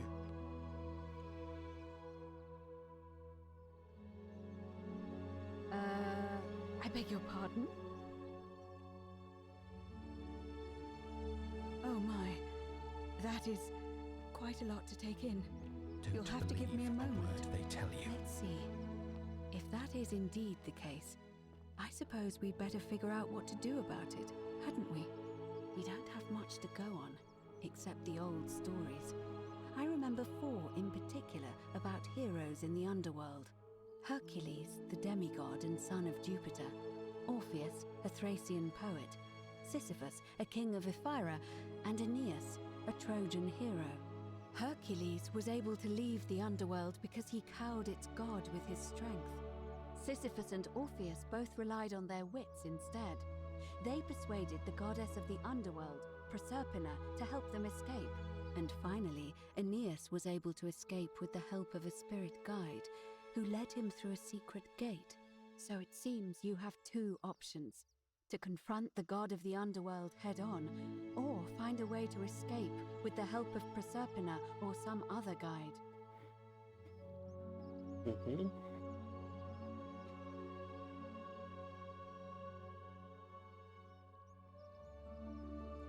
May Fortuna guide you. Oh wait, me too. Ave again. Did you find what you need? I don't, I'm afraid. It seems to me we're exiled. Okay. I'm quite sure it's the work of the gods, which is strange because they've never... We asked for blessings, for good health, bountiful heart, but here it seems they require much more of us. I find myself reminded of an especially pertinent tale from our great poet Ovid in his epic Would you like to hear it? It is rather long. Wonderful. It goes like this. Baucis and Philemon were an old married couple living a humble life in a small town. One night, the town gets a visit from a couple of vagrants. They go from door to door, asking for a place to stay the night. Of course, being vagrants, they're turned away sharply from house after house, 1,000 in all, until finally they come to the little cottage where Baucis and Philemon lived. Now the kind old couple had very little to offer, but nevertheless, they invite these strangers into their house and offer them food, wine, and a place to stay. Immediately the guests make themselves at home. They begin gulping down the old couple's wine, so much so that Baucis, the old lady, begins to worry they're going to run out. And then she notices something strange. Her wine pitcher keeps refilling itself, as if by magic. Realizing only a select few possess such powers, says to her husband, Philemon, "I think these men are gods in disguise." Immediately the couple begins apologizing for offering such coarse wine. And the vagrants metamorphosize and reveal themselves to be Jupiter, the king of the gods, and Mercury, the trickster god. They confide they didn't mind the meager offerings. They were just pleased that someone in the town offered them hospitality. Then Jupiter says to them, "You have passed our test, but everyone else in this city failed, so we are going to destroy this place and everyone in it, except you, who we will grant a wish." So old Baucis and Philemon escape up into the mountains safely, and they receive their wish, which is for eternity together. Meanwhile, Jupiter carries through with his threat and wipes that city off the map. Some say the moral of that story is that we must all honor the sacred rituals of guest friendship, the reciprocal obligations owed between hosts and guests. But I like to think it's that we should always show compassion for those less fortunate than ourselves. A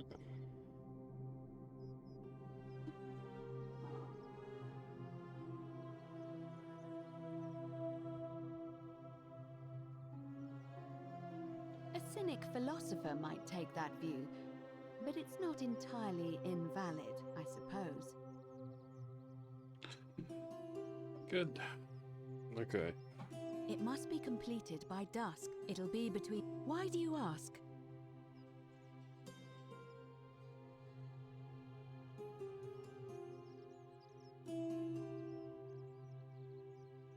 As I said, I'm planning to hold it before dusk, but I suppose I could...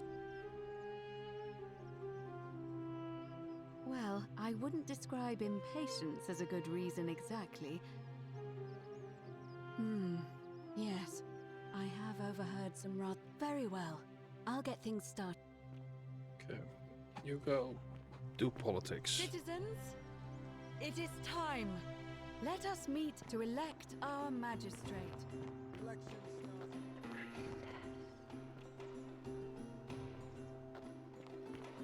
Yeah? You're saying the priestess again. I've talked to the priestess.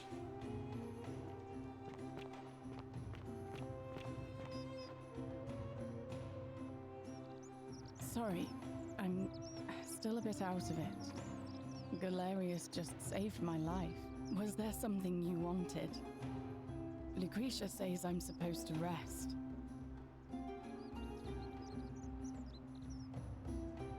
All right. Goodbye.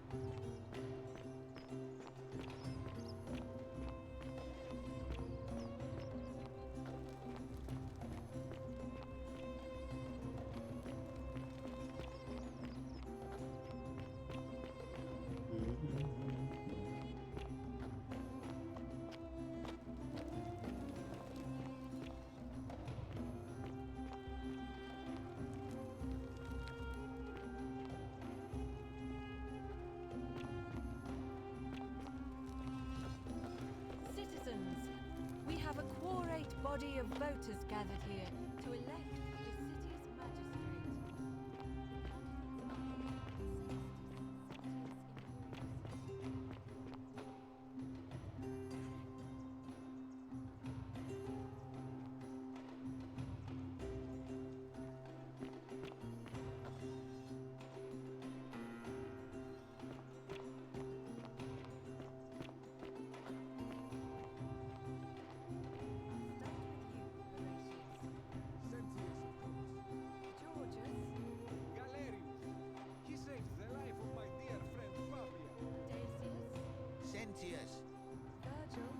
Cynthius.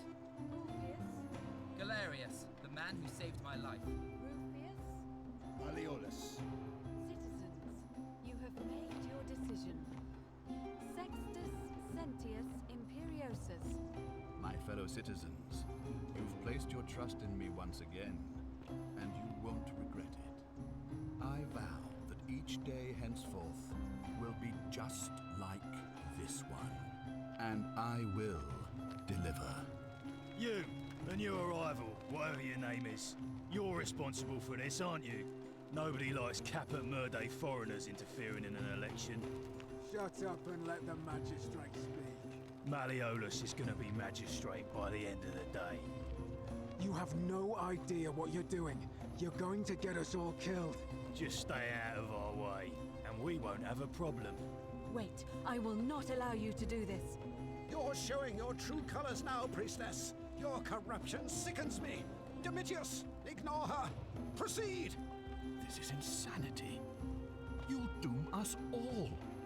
Lies. It is time the Golden Rule was exposed for what it is. A children's fable, exploited by a treacherous leader to instill fear in all of us. The golden rule is real, you idiot. Shut up, all of you. The magistrate has spoken. I'm going to enjoy killing you, old man. The many shall suffer for the sins of the one.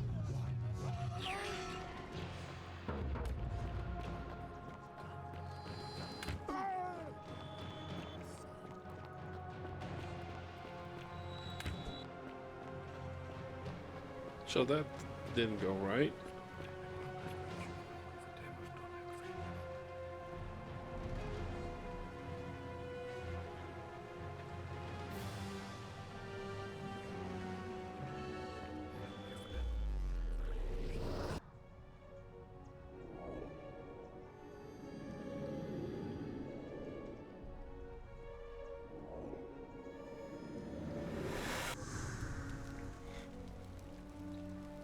Oh, I forgot to bribe the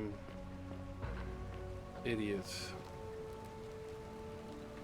Salve, friend. No. Mind telling me who you are? Yeah. Oh. Hurry. Yulia. All right. I'll go. Go.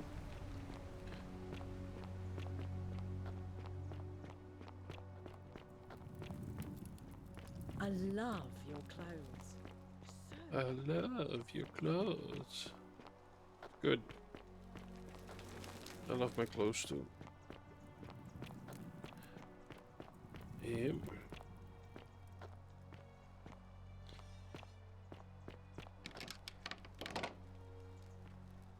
Ooh.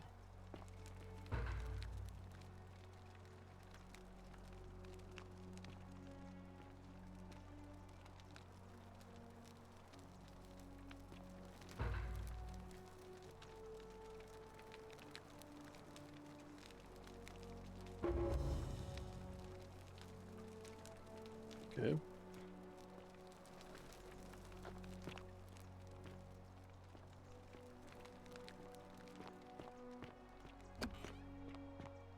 I've got the Roman plaque now, so that's good.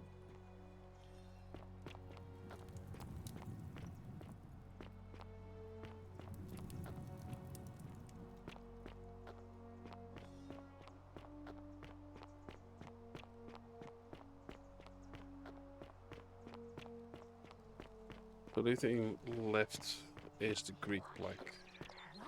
It only works if I... Hello there, friend. May I say, that is a glorious bow you're carrying. Do you mind if I ask where you acquired it? Well, I'll take your word for it. But perhaps you'd be interested in selling it to me.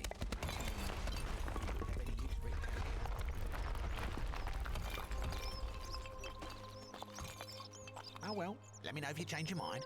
But for now, can I help you with something? Mm-hmm. Malleolus. I mean, Centius couldn't even keep his daughter safe. What hope does he have of protecting us?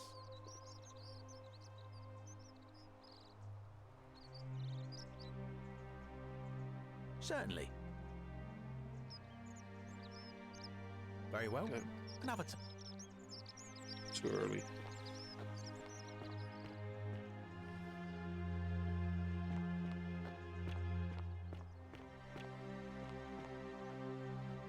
Let me see. Don't think the bakery lady is right there, right? No. Okay. Shiny. Salve and welcome. Need something?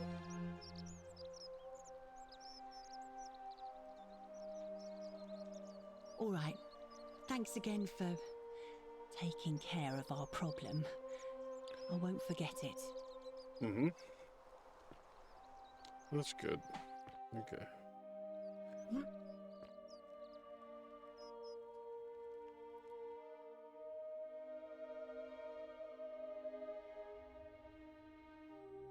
Still can't figure out how to do this.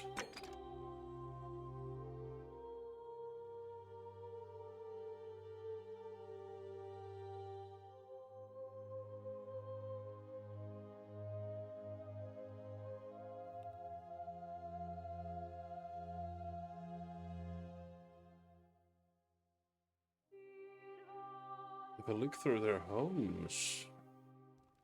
Where does Domitius live?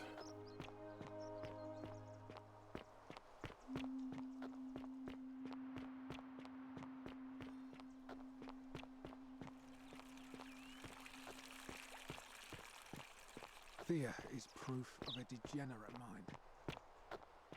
Mm-hmm.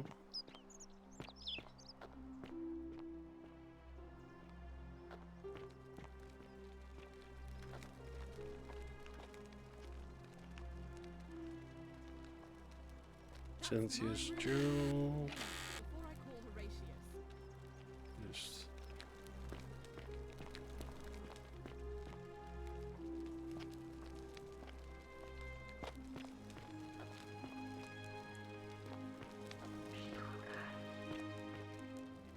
I'll guide you.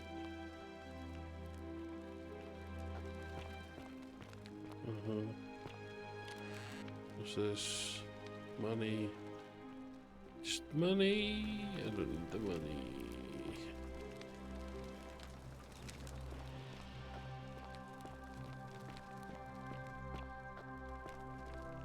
Just proof.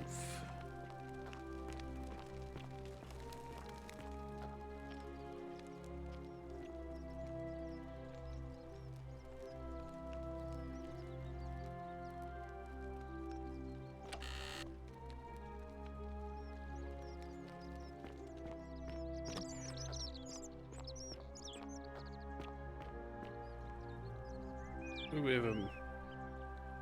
Don't remember. Do we have a map? Oh.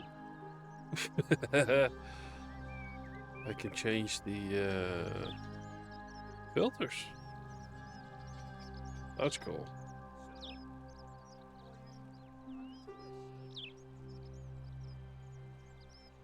Oh, no, not pixelated. Oh. Let's... No. Let's keep it default.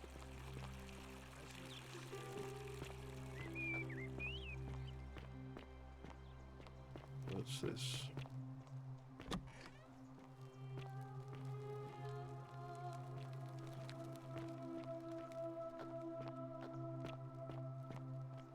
Where does... Mariolus has decided to withdraw from the election. Oh, well, that's surprising. But thank you for telling me. I'll let everyone know. Mm-hmm.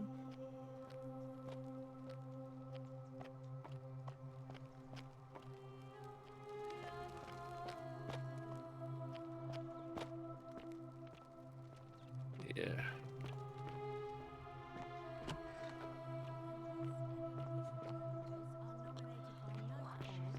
Sentius will be re-elected magistrate by default. Actually, I'd like to nominate myself, if that's all right. Of course, Galerius. That's your right.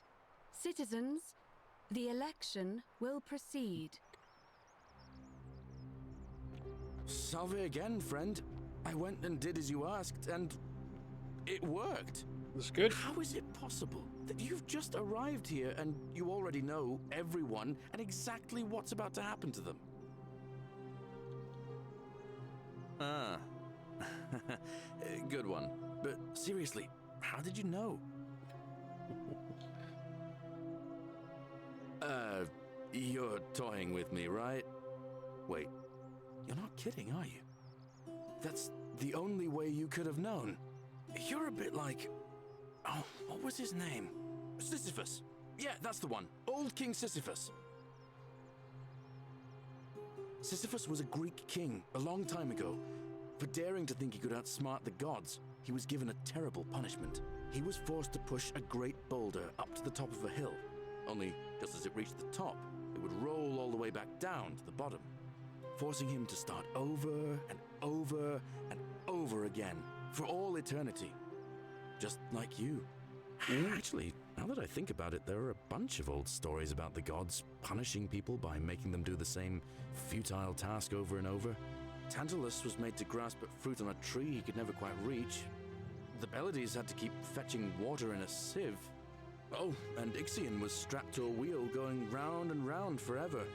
But on the bright side, at least you're not stuck in the underworld like they all were.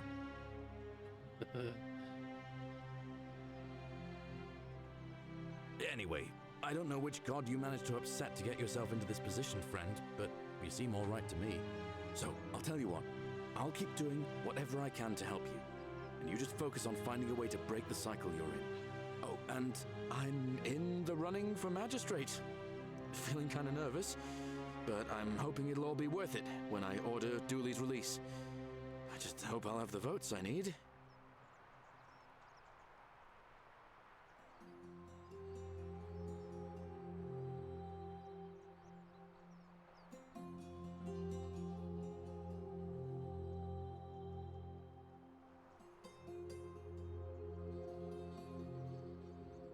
Oh, that's kind of you to say. Now, I'm going to keep your secret. Although, it's not as if I'll remember this next time we talk anyway, right? Oh, and if our conversations ever start to annoy you, just tell me you're busy. I know when I'm not wanted. May fortune smile on you, friend. That's good. Okay, now, so he's officially in the running now. Salve. Now I need to... Hello there, friend. May I say, that is a glorious bow you're carrying. Do you mind if I ask where you acquired it? Skip.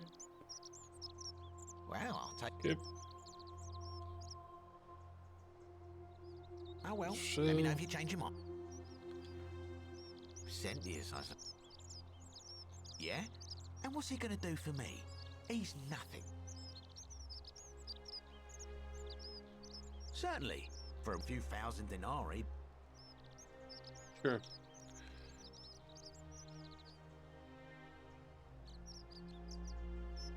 Pleasure doing business. Can I help you with anything else? Very well. Another time. Okay.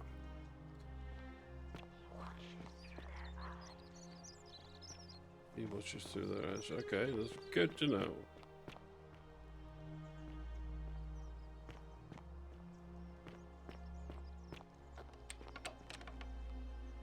Door.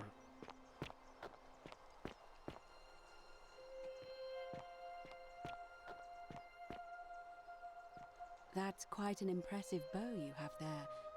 Just like a new face. Ave, and may Vesta watch over you. I'm Equitia. To what do I owe the pleasure? That's good.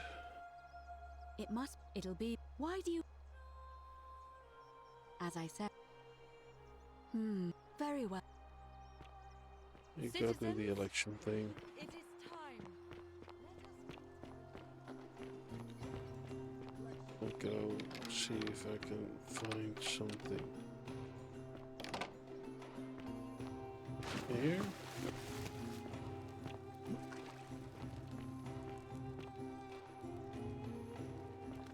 Kitchen. La familia.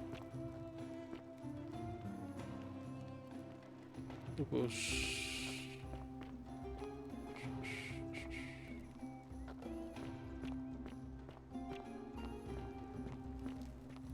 So, doesn't stay here. So where are those residences? Where do they live?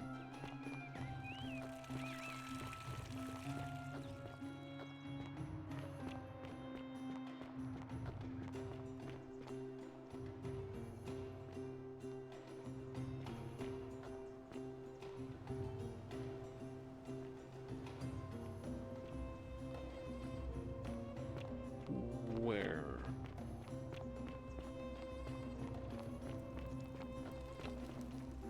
Good to know.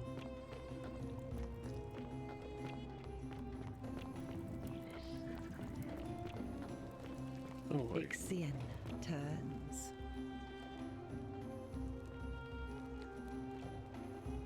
I've been here before. Oh.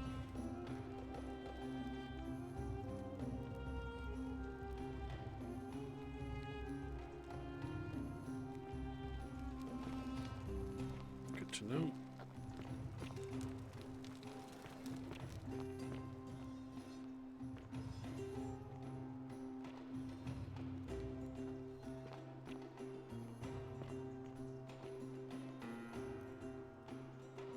Herbal stuff. It's Lucretius. Oh wait. No. Don't want to steal anything.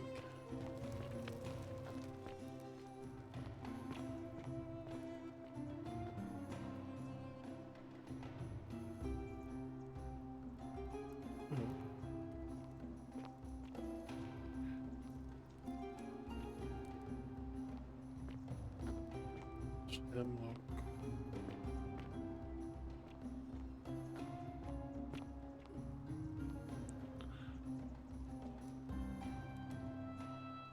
Ice tower.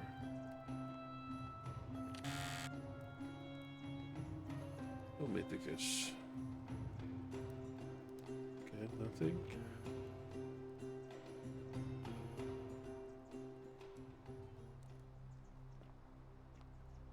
Now he arrived.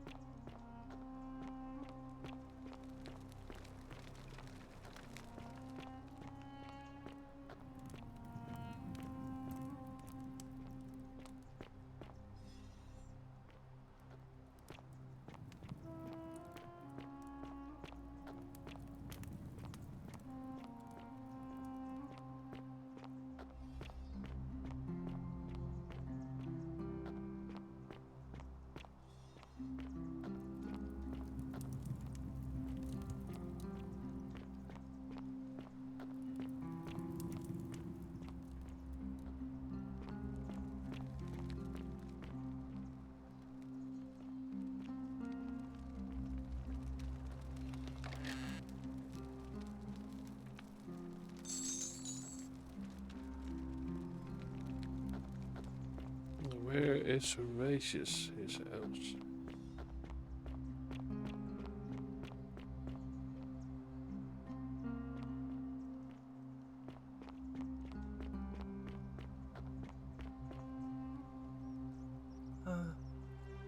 Hello? I'm Dooley. Magistrate Galerius said I should thank the newcomer. Are you the newcomer?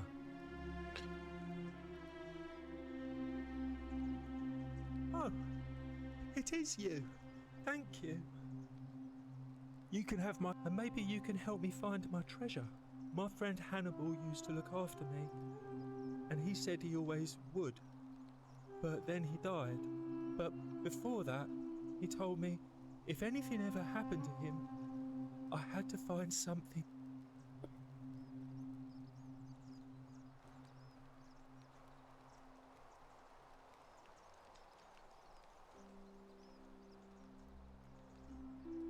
What was in there? Was it gold and pearls and shiny things? Do you think you could share some with me?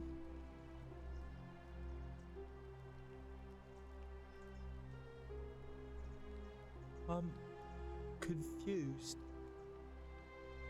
Hannibal said it was a precious secret. It's not a treasure. Oh, all right. I trust you. Oh, look over there. Something shining. Is it treasure?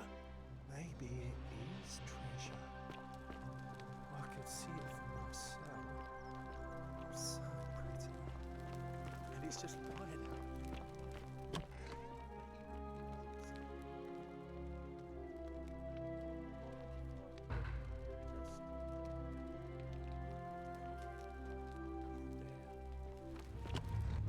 The many shall suffer for the sins of the one.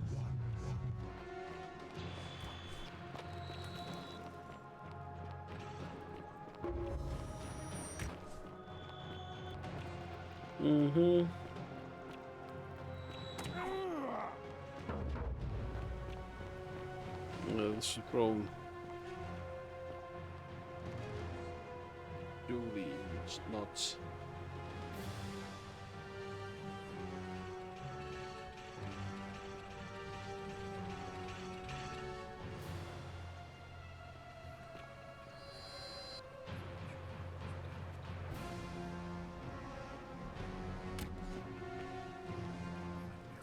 There we go. So.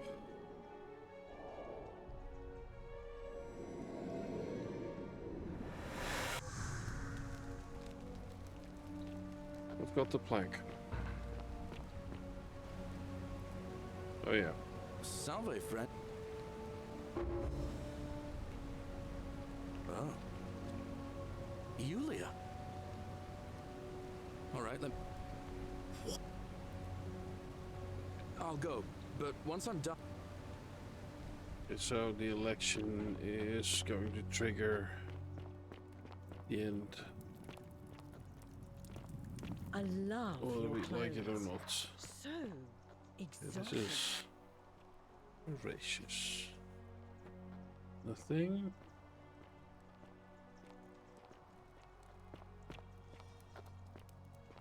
Then we have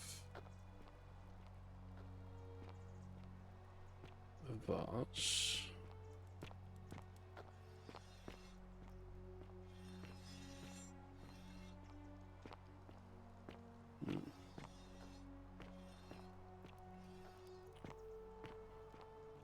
Oh, wait.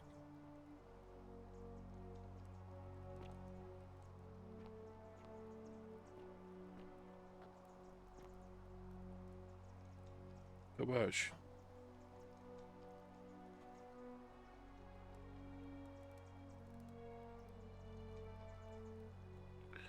Okay.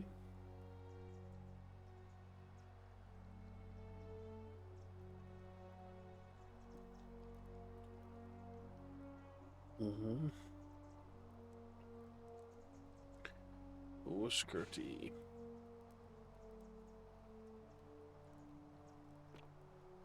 But this is the Kabosh, that's Horatius. Oh, wait.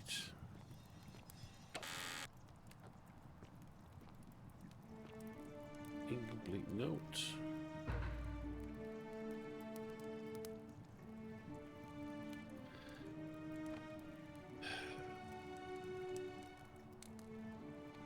Yeah. No, I'm not gonna steal. Okay. 7.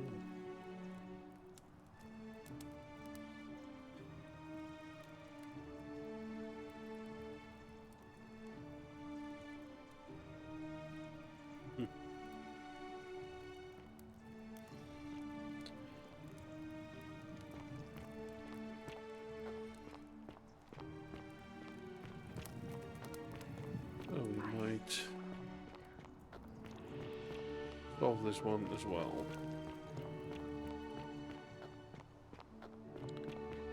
Right. And over the... Where are you? Where art thou?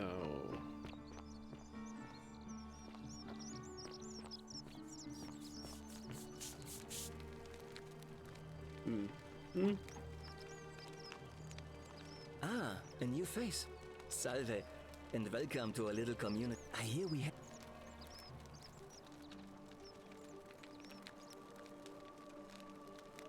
Nice to talk to you. Okay. It was really nice. Okay, that's pointing. How'd you do? Yeah, how do you do? That's collapsed. That's good.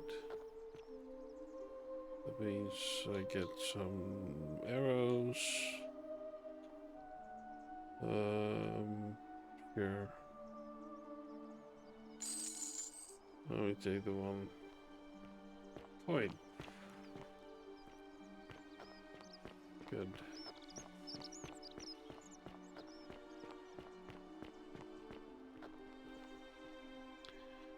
Yeah. Yulia! I'm so glad you didn't go through with it. It wasn't for lack of trying. And now Malleolus is going to... Welcome. Wait. Why do you look so happy? We're free. Malleolus just released us and we never have to set foot in that villa again. What? How? Galerius arranged it somehow.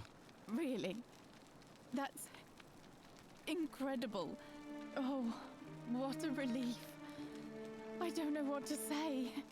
You don't need to say anything. Just rest up, get your strength back, and we'll celebrate properly when you're ready. I will. Thank you, Ulpius. I will.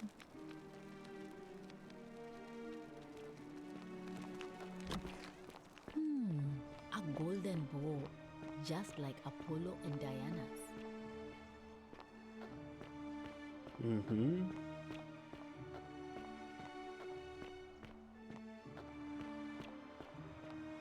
I need to find something with this. For you. The other dude. Where's the other dude? To believe a word they tell you. Wow.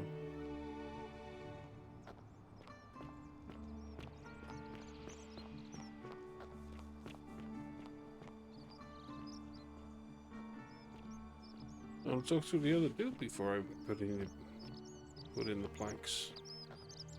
Whatever's in that great temple up there on the bluff, I bet it's worth it. Oh well.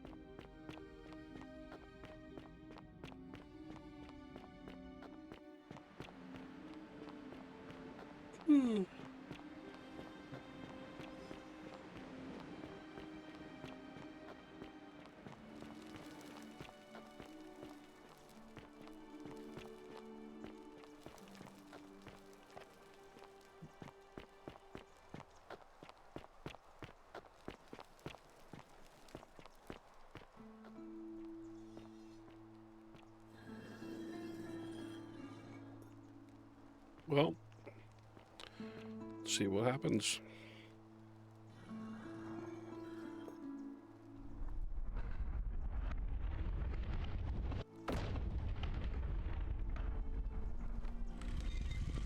It's shiny. Oh.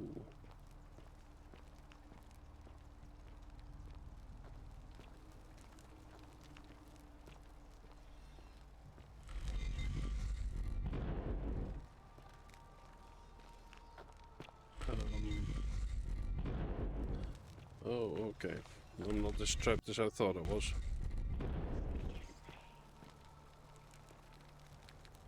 Speak his name.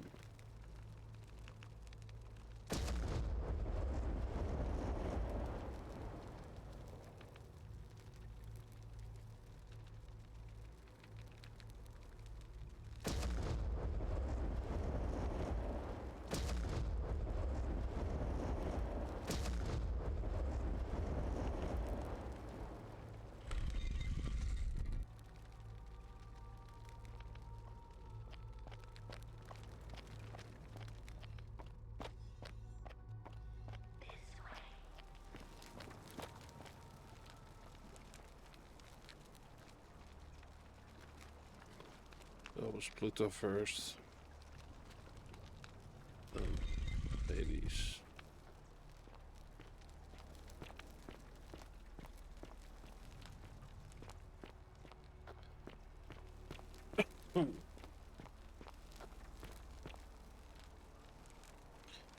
Then Osiris. And then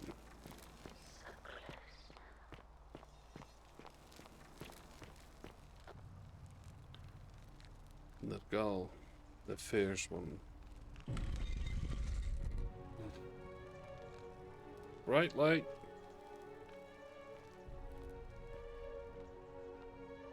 What the?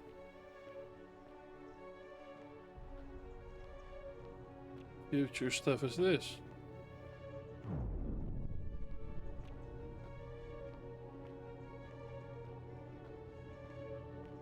Oh my god, I'm on a spaceship.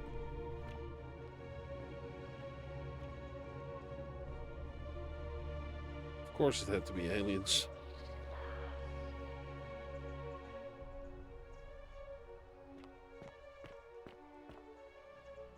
And here you are. Allow me to introduce myself. As you have already gathered, I've been known by many names. Nergal to the Sumerians, Osiris to the Egyptians, Hades to the Greeks, and Pluto to the Romans. But the one constant through it all has been my title, God of the Underworld. And I've been watching you with curiosity, mortal, ever since your arrival. You're unlike the others, aren't you? And what is more, you carry a weapon that was never intended for mortals to wield, and you do it so brazenly. But there will be time for your reckoning later. First, as a reward for undoing the desecration of my obelisk, I will allow you to satisfy your curiosity. Ask what you will.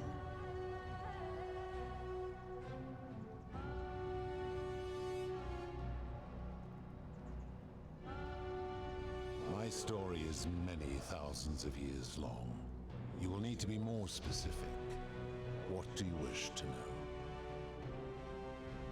It is a matter of perspective. God is a label I was given by you mortals, not one I gave myself. Your ancestors revered me because to them, my knowledge and technology made me incomprehensibly powerful, just as you might seem so to an insect. But despite all that, there are rules even I must obey. My kin and I all adopted this form long ago, so that we might better understand and communicate with your kind. In time, we grew fond of the sensory delights it affords: desire, joy, ecstasy, even rage and sorrow, while an acquired taste can be addictive. No. Long ago, I swore to Persephone that I would remain in this form for as long as we remained among your kind. I must honor that. This is my beloved. Like me, she has been known by many names. Ereshkigal to the Sumerians, Isis to the Egyptians, Persephone to the Greeks, and Proserpine to the Romans. Or perhaps you might know her as the goddess of springtime, the cycle of life and renewal.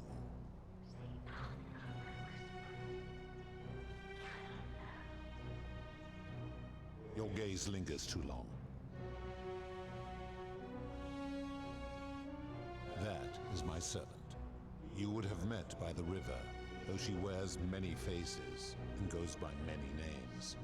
Kumutubal to the Sumerians, Kirti to the Egyptians, Charon to the Greeks, and Charon to the Romans. Her role is to ferry souls between the mortal world and this one, and to make their transition as seamless as possible. For that, she earned herself the infamous, if erroneous, moniker, the Ferryman. You will talk more later. For now, ask your questions. As you wish. It has come to be known simply as the Underworld, and it exists because of a wager I made long ago.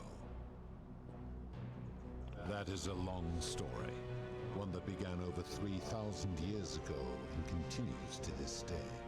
You see, long ago my kin and I set out from our home on Elysium to search for other forms of life among the stars. We discovered your planet and witnessed your kind evolving from primates into something lawless and barbaric. You all but destroyed yourselves, your 2 short lives being extinguished by violence and ignorance and disease. Yet Proserpina saw raw potential in you, and persuaded the rest of us it would be squandered without our intervention and stewardship. So we revealed ourselves to your people in a place called Sumer.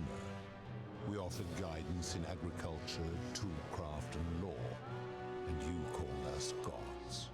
For a time you flourished, but soon you were too many for us to oversee. And as you spread from that cradle of civilization, we saw something disturbing. We had sown the seeds of dependency and confusion, and soon you returned to your old ways of violence and ignorance, this time in our name. My kin had seen enough, and gave up on your kind, condemning you as barbaric and chaotic, scarcely more than animals. We began preparations to return to Elysium, our home world, a utopia unspoilt by conflict and unimaginable in its beauty. But my Proserpina could not bear to abandon your kind without guidance, and knowing it would force the rest of us to leave her behind, she made an extraordinary sacrifice. She gave up her immortality to descend permanently to the ranks of humankind. And so she began her inescapable trajectory toward death. Horrified, I acted swiftly. I placed her in suspended animation in a deep frozen sleep to prevent age and sickness from claiming her. And then I pleaded with Proserpina's father, who the Romans called Jupiter, to bring her with us to Elysium. It was and is my hope that once there, we might one day learn to undo what she has done to herself. But he refused. I did everything I could to persuade him, but he would not relent. He would rigidly uphold his final pronouncement. Humans were unworthy of ascension to Elysium, and no exceptions would be made. But seeing that I was aggrieved, he proposed a wager, the terms of which were as follows. If even one human city could prove itself capable of living without sin for a single year, then Proserpina and all of humanity would be permitted to join us in Elysium. My part would be to remain behind, the last of my kind, to watch over you without interfering, and to sit in silent judgment. And so my reward has been to languish here, enduring a 3,000-year winter, waiting for the day your kind proves itself worthy of her faith in you, so that I might take her with me to Elysium and unthaw my goddess of springtime. And here I am, after all this time, still waiting. Yeah. Well, looks like he's got a raw deal.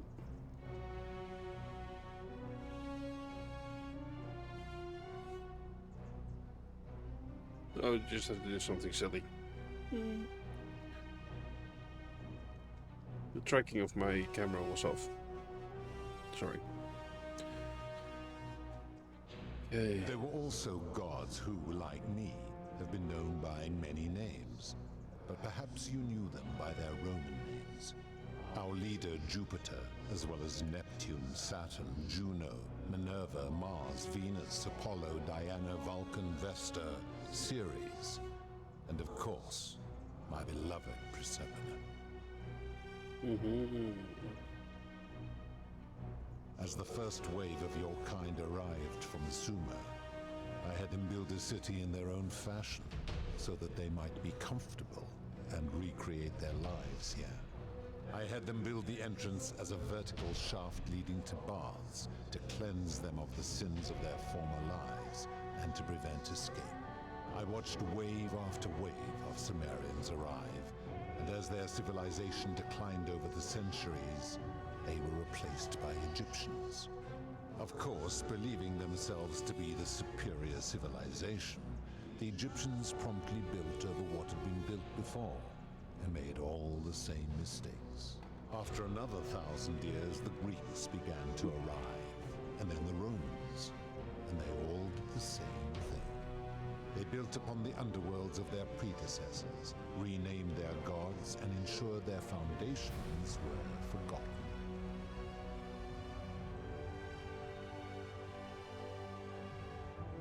To ensure the wager was fair, it was important that my subjects were chosen at random. To this end, I had my servant distribute 1,000 tokens fashioned from the silver, a rare element at the time, across all of Sumer. Whoever died while in possession of one of them would be located by my servant and ferried to this place, with no memory of how they arrived. As the tokens were discovered, they were traded, smelted, and fashioned into trinkets, and eventually coins, spreading to Egypt like seeds on the wind. Later, when they spread to Greece, they would come to be known as Charon's Obol, or as coins for the ferryman. Some placed coins in the mouths of their dead, hoping they would awaken here, though they had no way of knowing which coins were fashioned from the original tokens. In fact, almost all of the tokens are accounted for, only 2 remain. And so after this wave destroys itself, as it is destined to do, your kind will have squandered the last of its potential to ascend beyond this rock, and Persepolis along with it.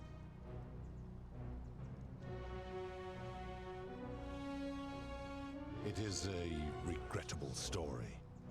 One of the first men who came to this place was a king of Sumer and a troublemaker.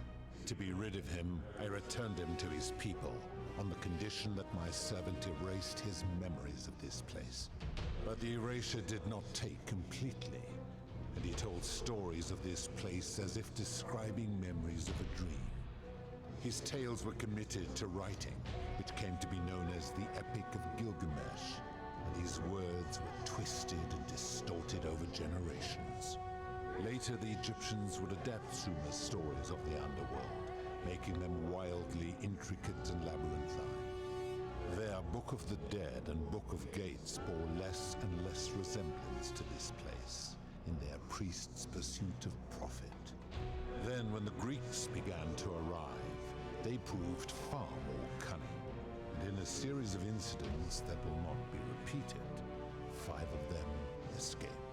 A warrior named Heracles, 2 kings named Sisyphus and Theseus, a poet named Orpheus, and a Trojan named Aeneas. They each told embellished tales of this place, how to get here, and how to escape. And so from Sumer to Egypt, Greece to Rome, your kind has always told each other stories about this place, though each story contained only a seed of truth. Interesting. Of course. That is merely the name your people have given to it, but yes, it is my doing. That is a story dating back to the very first wave. After the Sumerians finished building their city, the self-declared ruler threw a banquet to celebrate. Now this man was unmarried, and many women were vying to become his wife, a prestigious position of power and influence in a new world.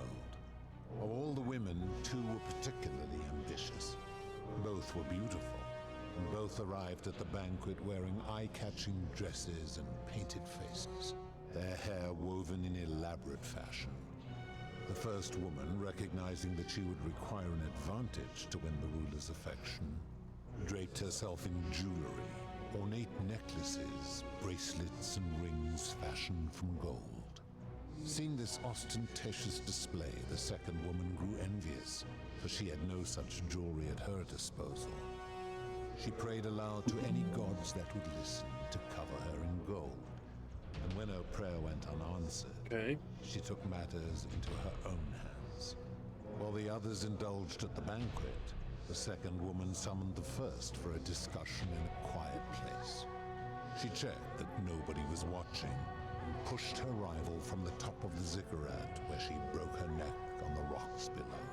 But I was watching, and I decided to answer her prayer.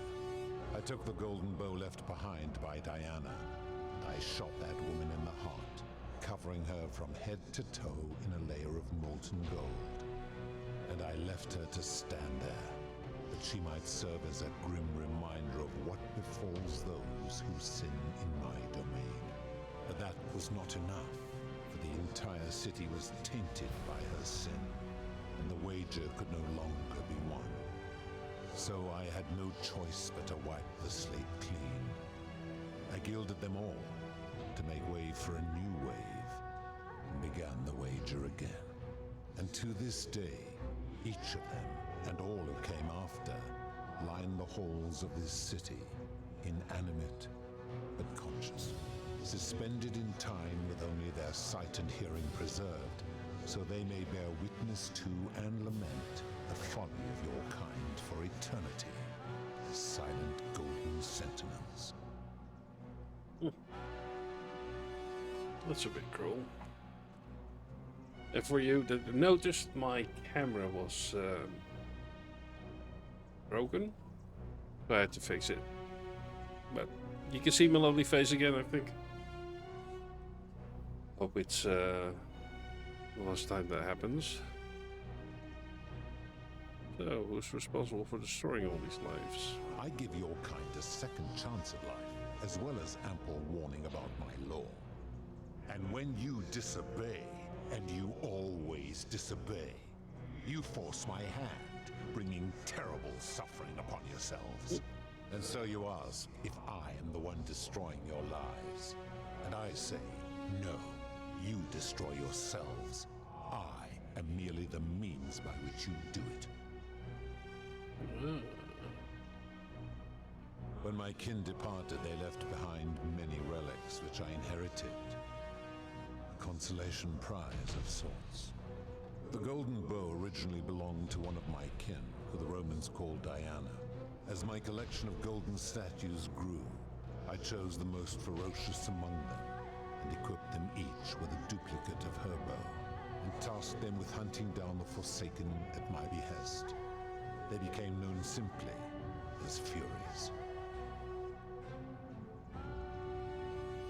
I've always considered that the cornerstone of morality is the ability to determine right from wrong on one's own. No attempt to lay out rules like your Code of Hammurabi or your 12 Tables of the Roman Republic can ever cover all possible scenarios. This should come as no surprise to you, since the core principle has been expressed in many forms by many of your civilizations. The Egyptians made a rudimentary attempt with do to the doer to make him do. The Greeks refined it with avoid doing what you would blame others for doing. The Roman Stoics added, treat your inferior as you would wish your superior to treat you. Even the so-called cultists hiding among you often say, do unto others as you would have them do unto you. It is the simplest of concepts, and each one of you is born with the faculties required to apply it to any situation. Yet none of the peoples who expressed this rule were able to uphold it. Curious, is it not?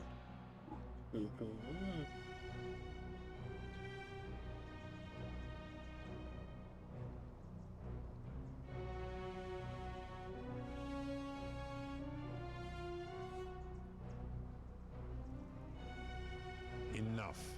You clearly know nothing. I'm able to commune with all the statues in the city. Their ears are my ears, and their eyes are my eyes.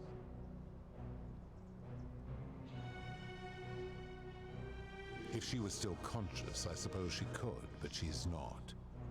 Why do you ask?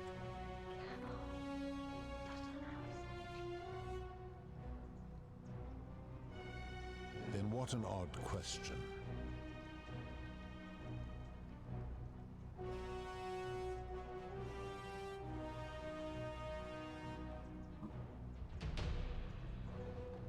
Do you plan to speak in sweeping generalizations, or are you going to give me an example?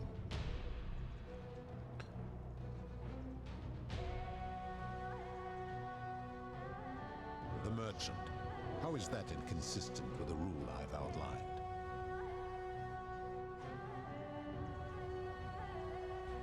I disagree.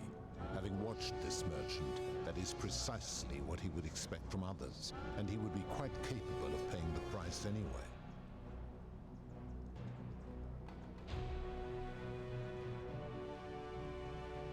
Applying this rule always requires speculation to some degree. It requires us to ask what another person would want if they found themselves in another situation.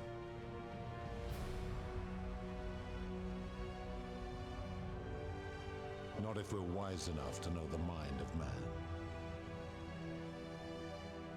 man. Supposing you're right, and my law has been broken, and I should turn you all to gold immediately. Is that what you want?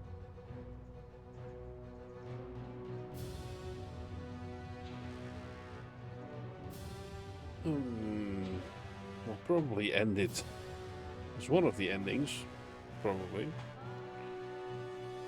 Or... Then your desire to be right outweighs your desire to survive.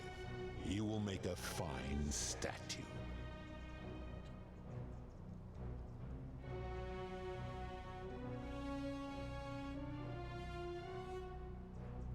Oh well, let's say a real choice. Okay, let's go. Do you really think you can wound me, a god, with that primitive weapon?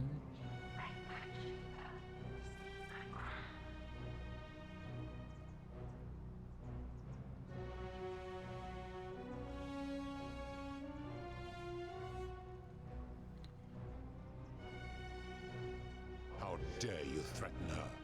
This ends now. The many shall suffer for the sins of the one.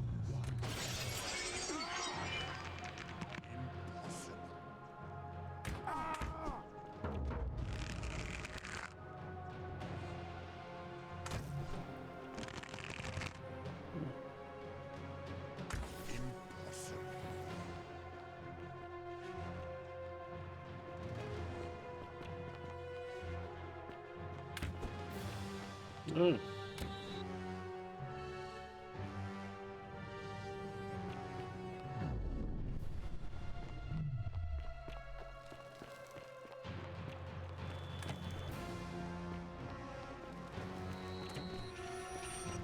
Wow. Still need to run. Oh, great. No, don't shoot me. Do not shoot me. Open. That door was way too slow.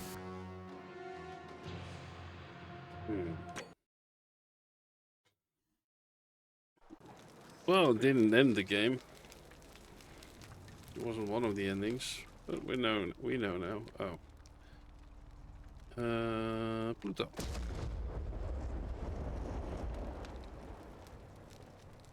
Oh, never mind. This is the last door.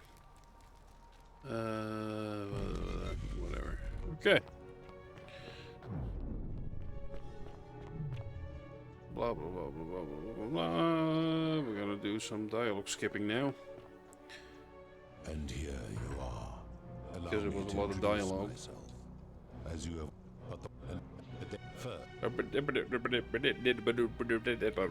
What's your story?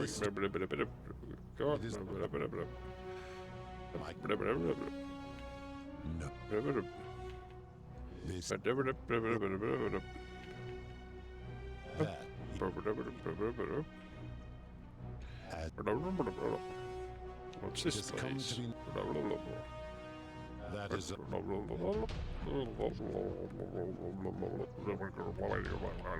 There were also gods who as the to ensure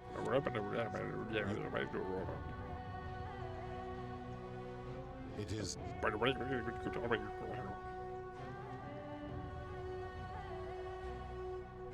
Let's talk about something else. Of course. Hey, you're responsible for going turn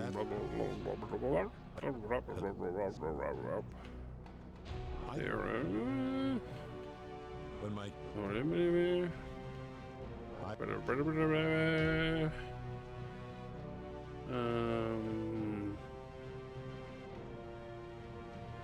this was a choice, right? Yeah, that was You Okay. How do you know what people assume? Blah, blah. Odd question. No reason. Then what an odd question.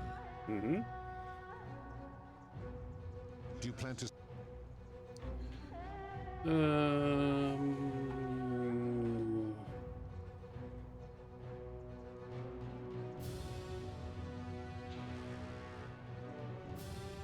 You speak of the moneylender. How is that inconsistent with the rule? And he would never... Mm-hmm.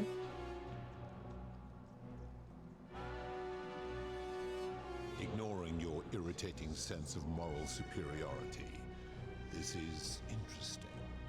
I'm curious. How do people escape poverty where you're from?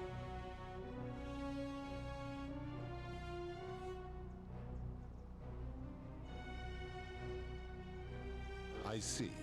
And how long might it take such a person to repay their debt? I fail to see how your system of loans is significantly different to a debt bondsman signing over his labor for 30 years. Supposing you're right, and my law has been broken, and I should turn you all to gold immediately. Is that what you want? Let's go for the nevermind now. Now tell me, what other sins do you believe I have overlooked?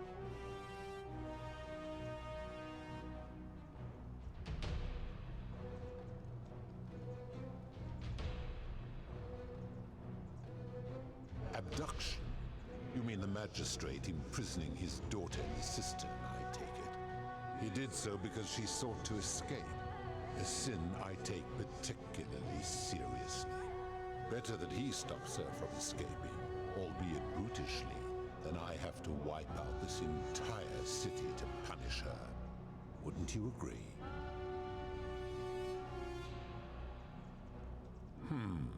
Supposing you're right, and my law has been broken, and I should turn you all to gold immediately. Is that what you want? Now tell me, what other sins do you believe I have overlooked? The midwife in the palace, yes. How is that inconsistent with the rule? The rule is do unto others, meaning other people. Those statues are something else now. Bloodless shadows, mere shapes of their former selves. They are forsaken. What happens to them is no concern of mine. Ooh. Applying this rule always requires us to interpret the meaning of the words. A literal interpretation helps to minimize the ambiguities of your primitive language. Bahaha.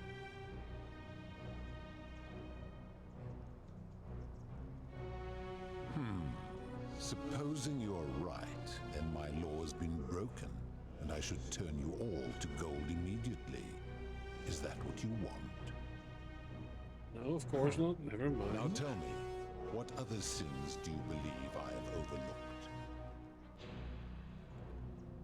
Suicide. I've seen no such thing, but in any case, taking one's own life is a self-directed act.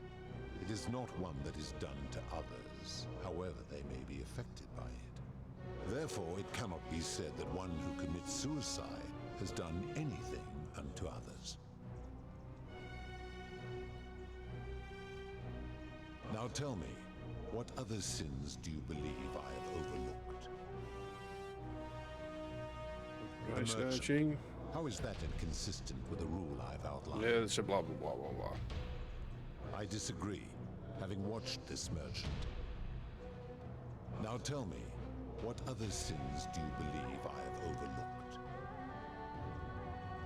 Ah, the tavern keeper, yes. How is that inconsistent with the rule?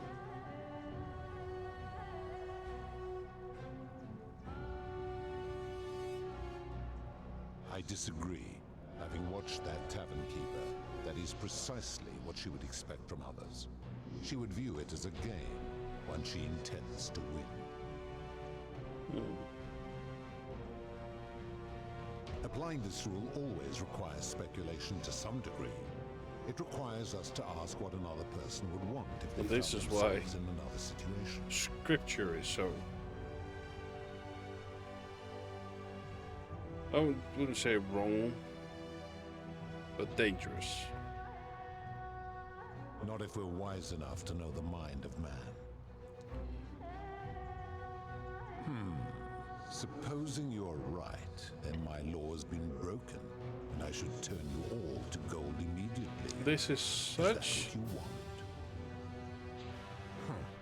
Now tell me, what other sins do you believe I have overlooked? Do you honestly think you could do better?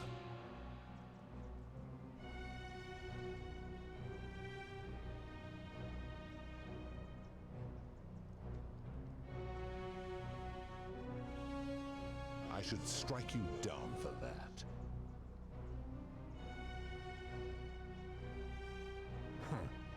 Now, did you have any other questions before your reckoning? Let's talk about Very something else. well. Good. And now it is time for your reckoning. Only, it seems, something is wrong. It has long been within my power to see into the hearts of mortals and weigh their deeds in life. But when I peer into you, I see only a blank slate, as if you did not exist until you appeared in this city. How is this possible? Charon, where did you find this one? I do not remember ferrying you. How did you come here?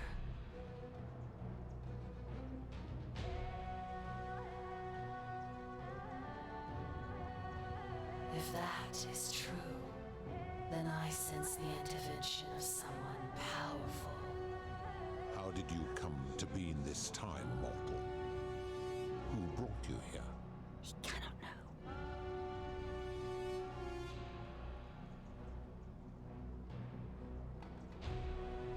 I do not know. My kin departed long ago, and Proserpine has slumbered for 3,000 years.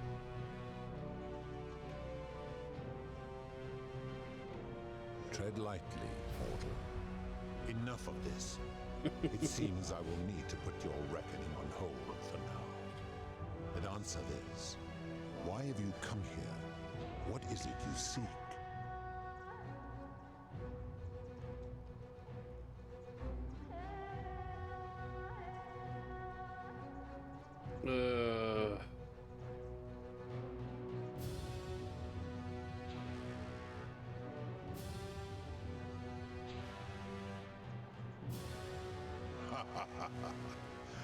Your hubris is amusing, so I will allow you to make your case.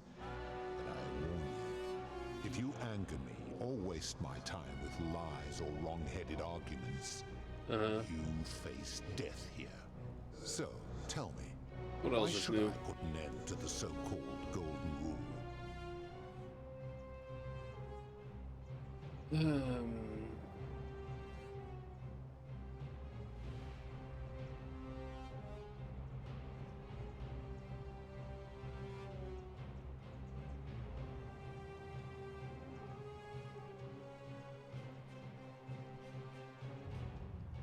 How so? And be specific. You have made a grave allegation, and I expect you to back it up.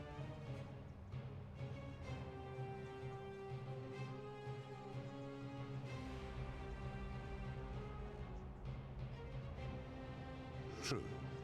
I have witnessed him doing that.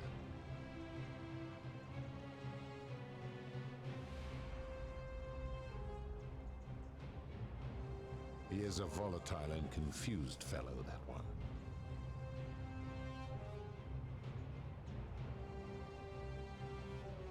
I admit, I have grown disturbed watching them.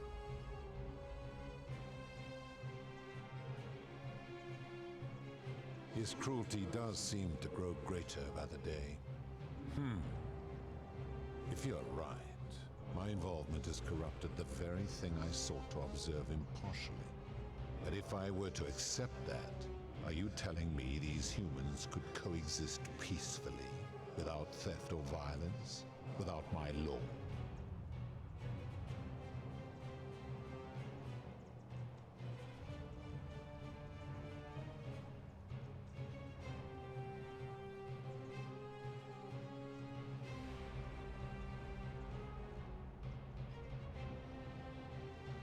How so?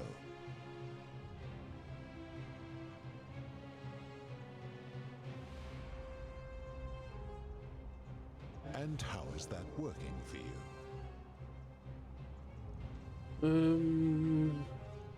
We're from 2,000 years in the future. It's working pretty well on average. So you say, and yet your world is still imperfect.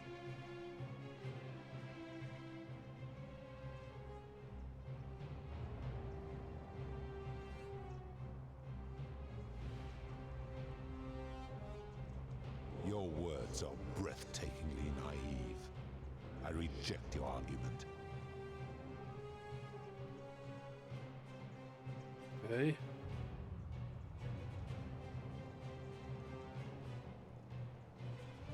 That is a very serious accusation, mortal. What sin have I committed? What evidence do you have to support it?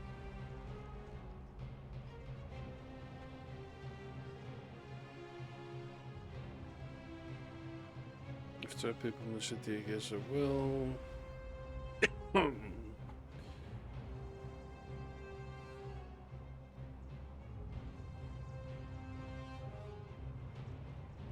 Every one of those people was guilty of failing to ensure their peers lived virtuously. They failed collectively, and so they were punished collectively. The Romans understand this, as did the Greeks before them.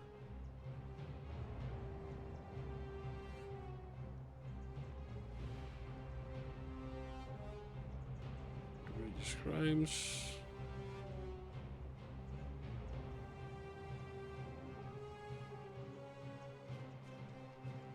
How unfortunate that we are not where you are from.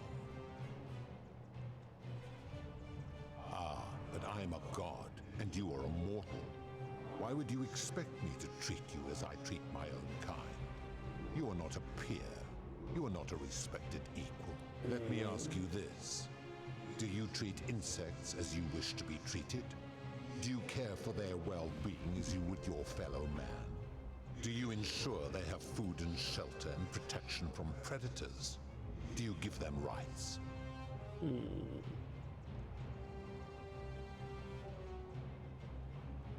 Of course not, because that would be absurd, just as it would be absurd for me to treat your kind as equals.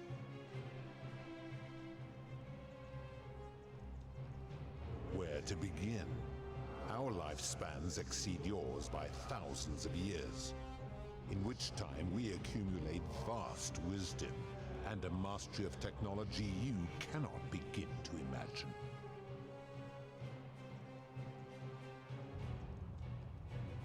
Because that is the source of our power over you.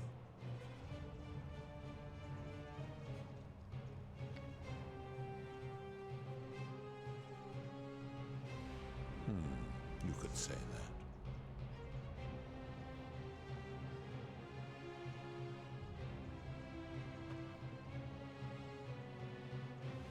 My kin have no superiors.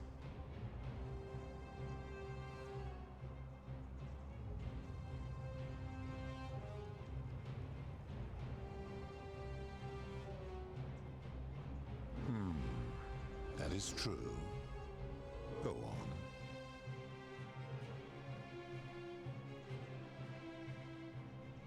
Make your point, mortal.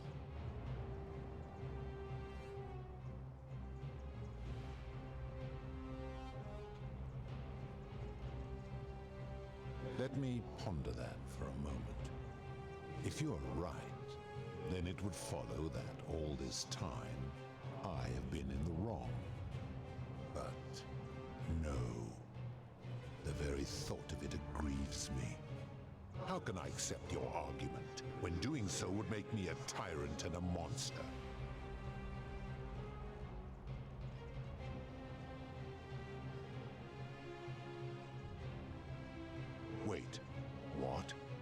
What do you say?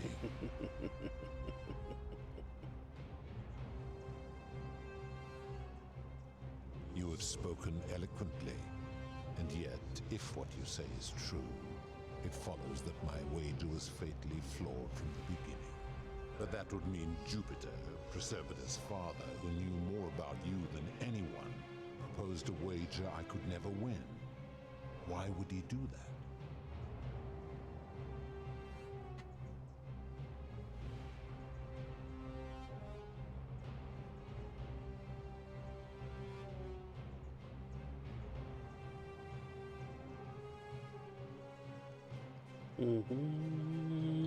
So this is choice 1, 2, 3, 4. There's a lot of talking in this game.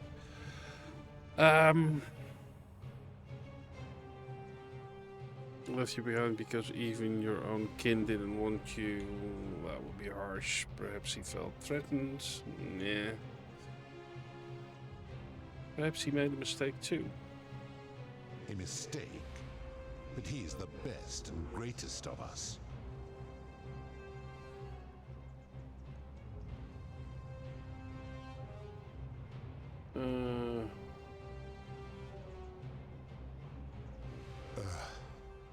Your words sting me, mortal. But perhaps it is what I deserve. As difficult as this is to admit, I have suspected as much for a long time now. And I cannot deny it any longer. I've been so fixated on taking my beloved to Elysium that every time one of you sinned, it wore away my hope of being with her again. In time, I began to despise your kind for making her believe that you could ever be better than you are. But my rage was not born of malice. Quite the opposite. Everything I have done, I did because I loved her. Who knew this empathy of yours, which you celebrate so much, could have such a dark underside? This has gone on too long. It is time for me to let go of this form, of her, of all of you. But know this, if I abandon the wager and leave for Elysium, neither she nor your kind may ever ascend.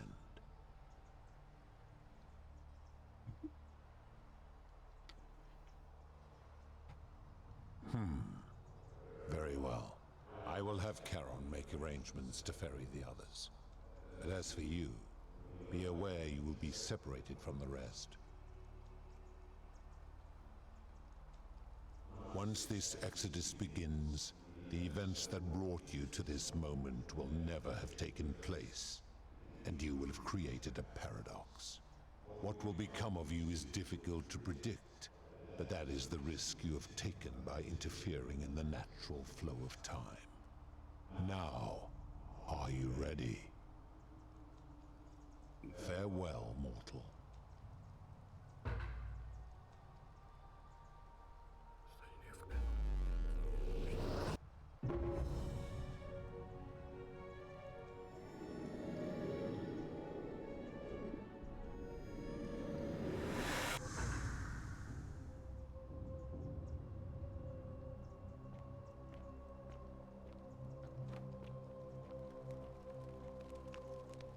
Oh.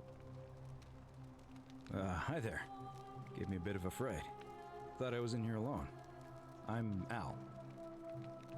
Well, here I am. I'm sorry, I didn't catch your name.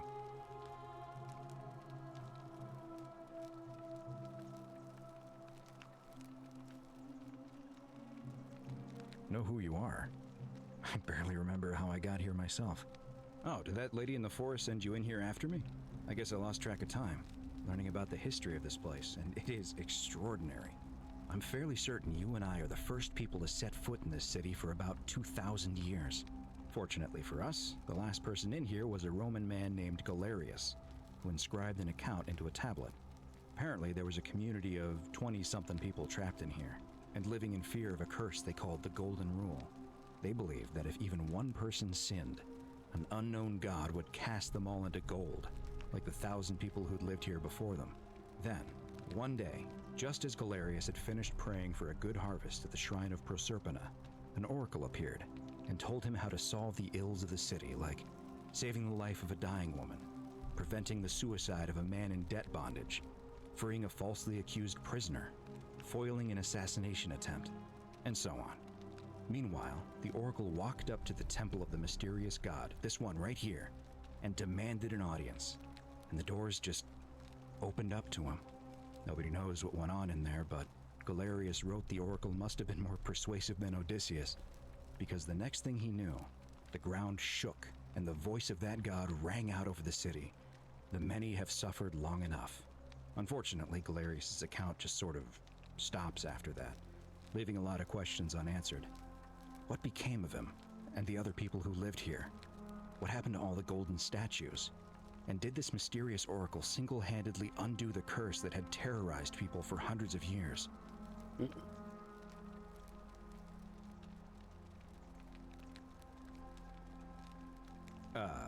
What? Oh, I see. For a moment there, I thought you were serious. Anyway, I think I found a way out through the aqueduct that brought water into the city. Follow me.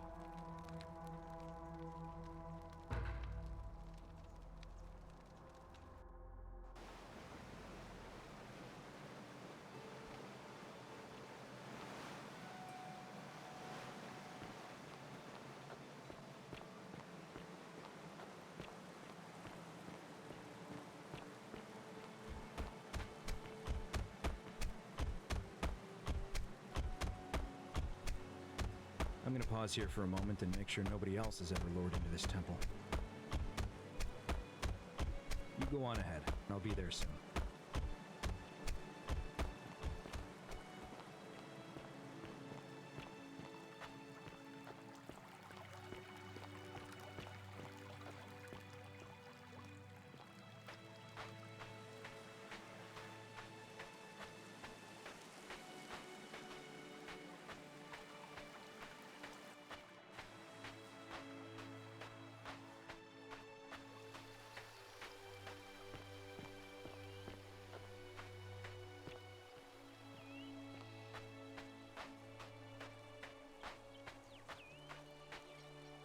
You're back!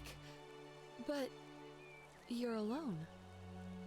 Does that mean you didn't find Al? Oh, what a relief. Thank you so much. I was beginning to think you'd both become trapped in there. Why don't you tell me what you discovered while we wait?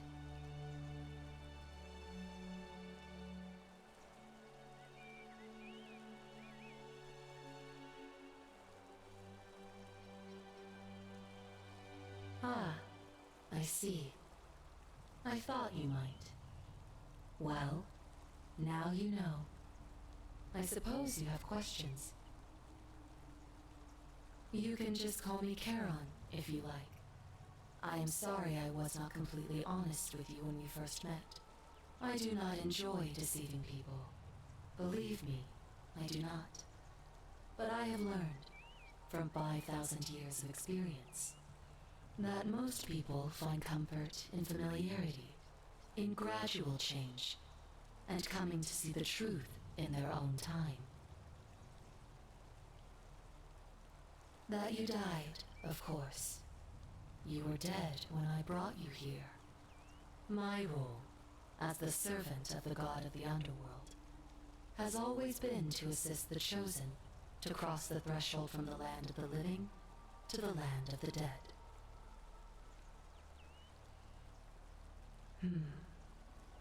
Usually, when people do not remember how they died, it is because they suffered a terrible trauma. Most souls would rather not remember. Ask yourself honestly, do you really want to know? As you wish. You were murdered.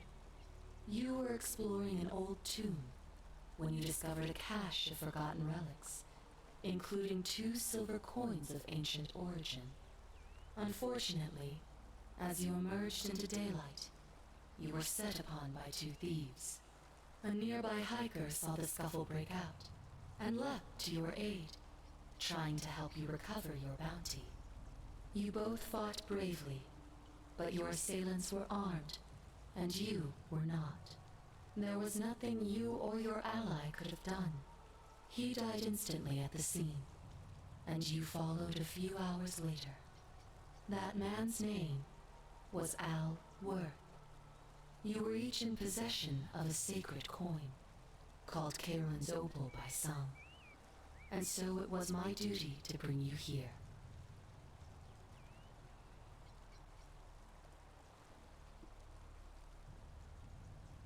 It means I am now bereft of purpose. There is nobody else to ferry here, nobody to keep you company. After 5,000 years, the underworld has finally run its course.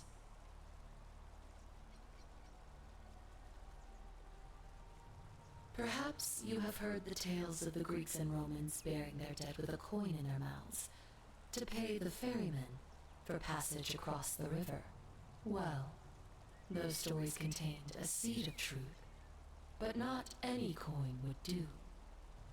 A long time ago, my master created 1,000 silver coins and had me distribute them across the world. My orders were simple. Whenever a person died in possession of a coin, I was to locate them and ferry them here.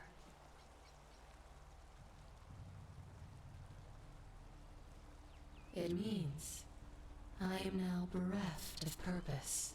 There is nobody else to ferry. I see no point in keeping you here, but I have to ask one thing. That you keep this to yourself. Look! Here comes Al now. Al! It's so good to see you. You were gone so long I thought I'd never see you again. Kinda lost track of time in there. You wouldn't believe what we found. The ruins of a long-forgotten city. And there was a tablet describing an oracle who confronted a god and undid an ancient curse. Sounds like quite a story, and I look forward to hearing all about it. But you two look exhausted. Why don't you hop in my boat and rest while I ferry you back to civilization? Sounds good to me.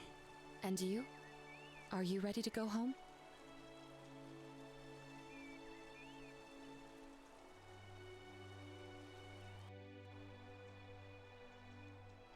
Oh, 1 year later.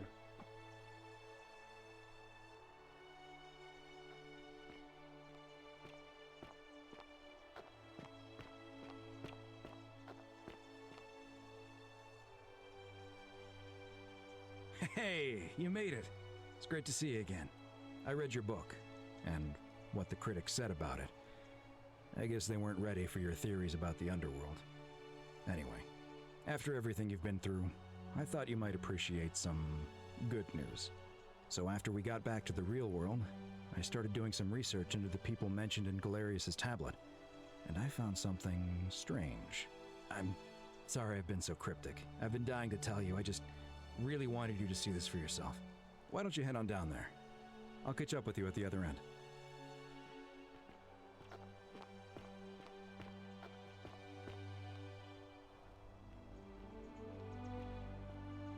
You're finally here. Remember me? It's a crazy story. After you disappeared, Karen appeared and told us she was returning us to the world. Even gave us some coins to help us start our lives over. Only, for some reason, she returned us to your world instead of ours. Anyway, I know we only ever had that one conversation, and I wasn't even sure if you'd remember me, but I wanted to say thanks for freeing us from the underworld and giving us a second chance at life.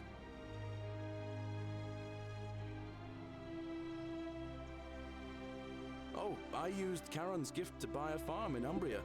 Got a villa on it too, with enough room for Dooley, of course. It's hard work, but I sleep soundly every night. I'm finally my own man, and I wouldn't change it for the world.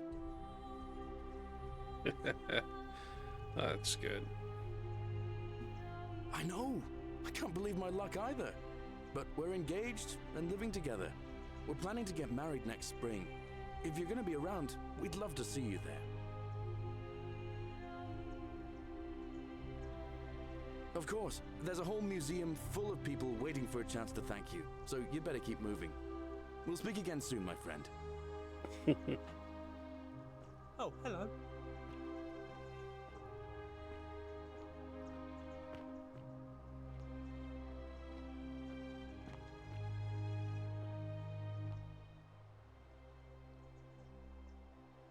You are here. It's nice to finally meet you. Lucy is fine. I'm making an effort to blend in, as you can see.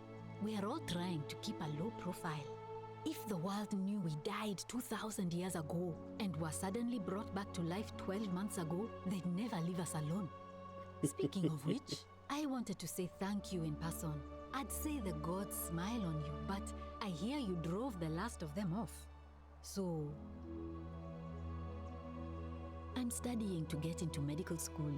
As much as I resented the responsibility of keeping everyone in the city alive, when it ended, I realized I missed it.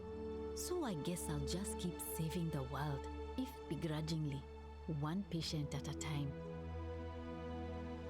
You too, don't be a stranger.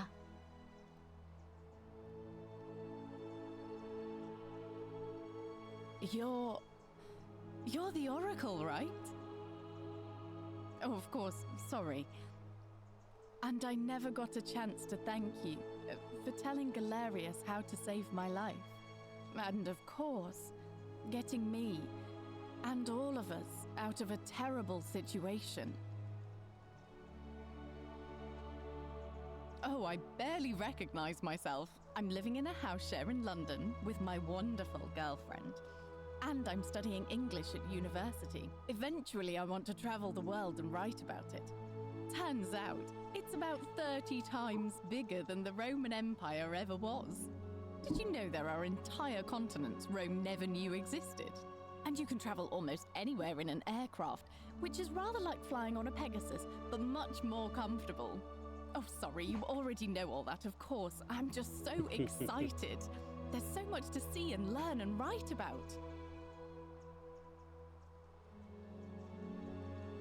I have noticed people from your time have no idea how fortunate they are. I hope to change that. One day. Last I heard, Malleolus kept insisting he was the last rightful ruler of the Roman Empire, and wound up being committed to a psychiatric hospital.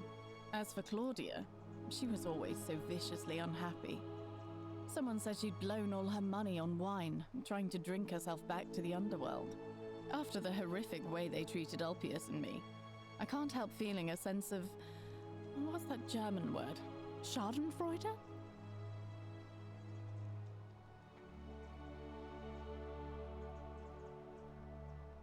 Thank you.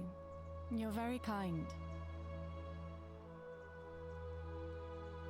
Ugh, someone told me she was boasting about getting her claws into some rich prince, and how she was going to be living the high life from now on. Even in your time, life still isn't fair. Apparently, he'd proposed before they'd even met. And last I heard, she'd bought herself a first-class one-way ticket to join him in some exotic place called... what was it? Nigeria? Some people have all the luck. Well, you are the Oracle, so I suppose I'll take your word for it. Huh. I feel better already. Thank you. You too! If you're ever in London, let me know. We can go to bars and drink wine and listen to the stories of the 9 million people who live there. Mm-hmm. That's good. I hope so.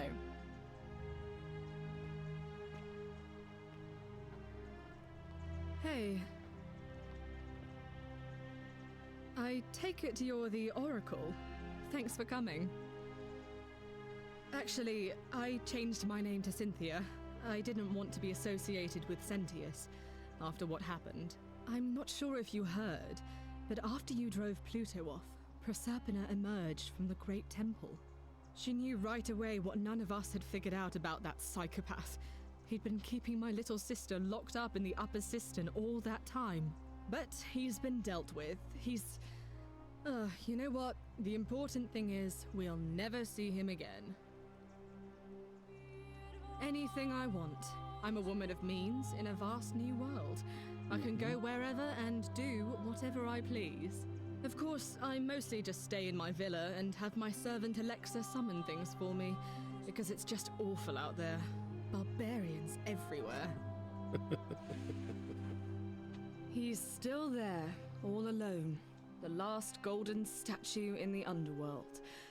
Trapped in a metal shell, slowly losing his mind until the end of time. Eternal torment. Just what he deserves, if you ask me.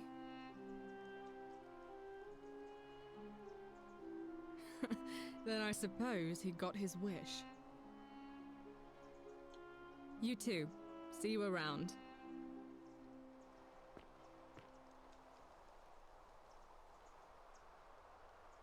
Hi there, I'm Horatius. I understand we have you to thank for giving us a second chance at life, and reuniting Scintilla with us as well. So, thank you. I'm living up north and studying in the military academy in Modena. I'm going to be an officer one day. The world's changed a lot, but some things stay the same. Would you believe we're still studying military tactics from my time? Alexander the Great, Caesar, Hannibal Barca. Still, I have to keep challenging myself to let go of old ways of thinking and embrace the new. As Seneca wrote, the ones who pioneered our paths aren't our masters, but our guides. Mm-hmm. Ah, you remembered that. Thank you.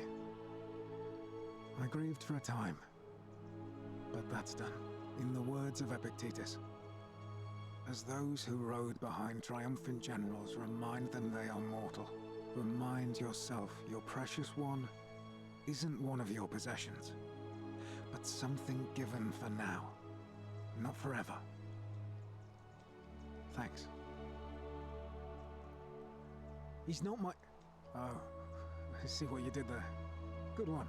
He had more trouble adapting than most. He got himself disqualified from the UFC, so he started some kind of underground blood sport tournament, like we had in Rome. Suppose it appealed to people's baser instincts. And they say he made some good coin, killing a bunch of men like that. But his luck finally ran out, and his life along with it. You know what they say. Live by the sword, die by the sword. You're not wrong. And you. Farewell. I skipped anybody. Of course I can talk to those. Oh wait.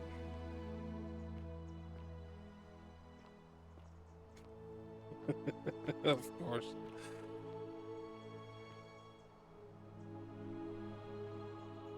Greetings. You must be the legendary oracle. It is a sincere privilege to finally make your acquaintance. I am Georgius. I am told we have you to thank for freeing us from Hades, and for that I am most grateful. I am reacquainting myself with Greece. It has changed so much over the last 2,000 years, I barely recognize it. This is at once heartbreaking and thrilling. Perhaps one day, once I have seen all of this new Greece and sampled her delights, I will settle down in Santorini in a villa overlooking the Azure Aegean Sea. I hope you will join me there and regale me with the story of how you faced off against the fearsome god of the underworld and won. You too, my friend. You're the one we've been waiting for. I'm Fabia. I wanted to say thanks for sending Galerius to save my life. I don't know how you knew, but I would have been crushed by that shrine for sure. I'm just so happy to be here with you and everyone together again, even if it's just for one more night. Well, it's not like I have to work with all the silver Charon gave me, so I just do what makes me happy.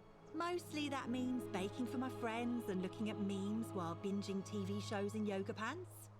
What a time to be alive. Thank you. I really am. You too.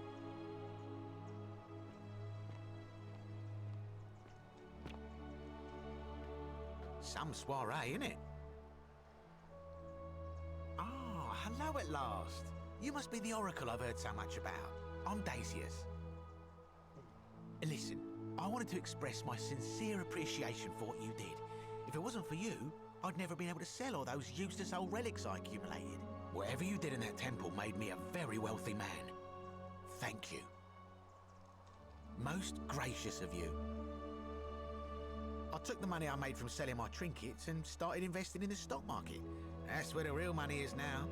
In fact, I was hoping to ask your advice, you being the oracle and future seer and all that, on which stocks I should invest in next. I can't decide between fossil fuels, tobacco, gambling and arms. What would you recommend?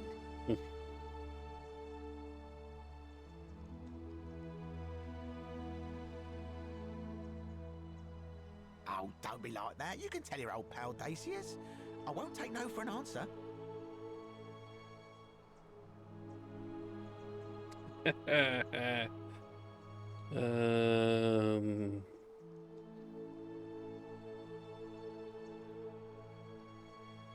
of course, yeah. I was just thinking the same thing. I'll go home and buy up as much stock as I can tonight. I'm gonna make a bloody fortune. Of course, don't let me keep you. Thanks again for the tips, my friend.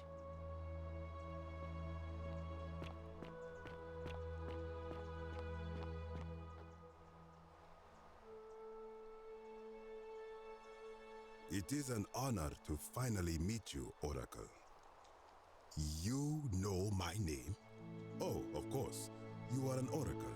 You know many things.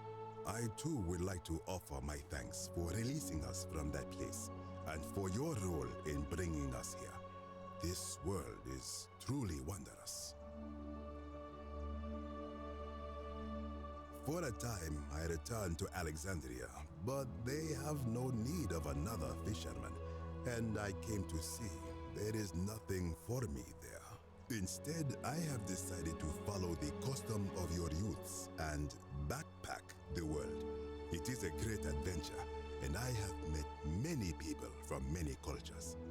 I spent the first 25 years of my life avoiding the 42 sins that would deny me access to the afterlife. Now, I think it is time I had some fun.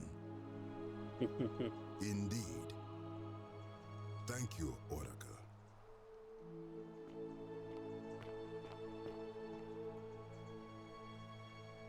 Hello there. Oh, I go by Gabriella now. I didn't want to be reminded of that monster Hi. every time I heard my own name. After you drove Pluto off, Proserpina came and released me, and that monster got what was coming to him. Don't worry, nobody did. I'm living with Ulpius on a little vineyard in Umbria. It's even more wonderful than I dreamed it would be. I'm so grateful to you for making sure he's still with us. If you're ever passing through the region, I hope you'll come and visit us. You can try some of our very own wine.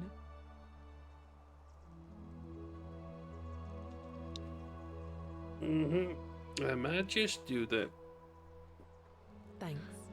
You too. Oh. It's nice to finally put a face to the name. I'm Ulpius. I understand I have you to thank for sending Galerius to save my life. The way you just showed up out of the blue and stopped me from making a terrible mistake. I'll be forever in your debt. That's good. I'm living with Gabriella in Umbria. We finally bought the little vineyard we always dreamed of.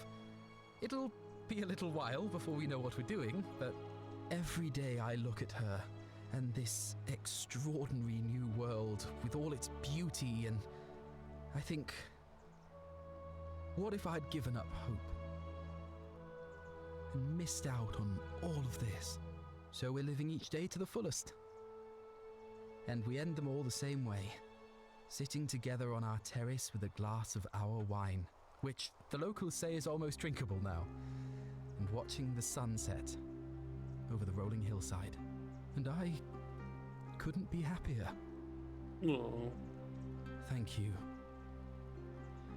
I wouldn't be here without you. You too. Virgil. We meet again, my friend. I wanted to thank you personally for getting us out of there. I'm studying to be an architect again and living in a beautiful flat in Rotterdam, just down the river from Nijmegen, where I grew up. Of course, it's improved immensely since I was there last. Gleaming futuristic buildings and clean streets full of educated, accepting people. You natives of the 21st century have no idea how fortunate you are. You know, looking back, I think it might have been Rufius. But he was struggling with so many of his own demons. It's hard to hold a grudge. Nobody's heard from him, and I sometimes wonder what might have happened if one of us had been able to help him. I just hope, wherever he is, he's all right. You too. If you're ever in the Netherlands, I'd be happy to show you around. It's the least I could do.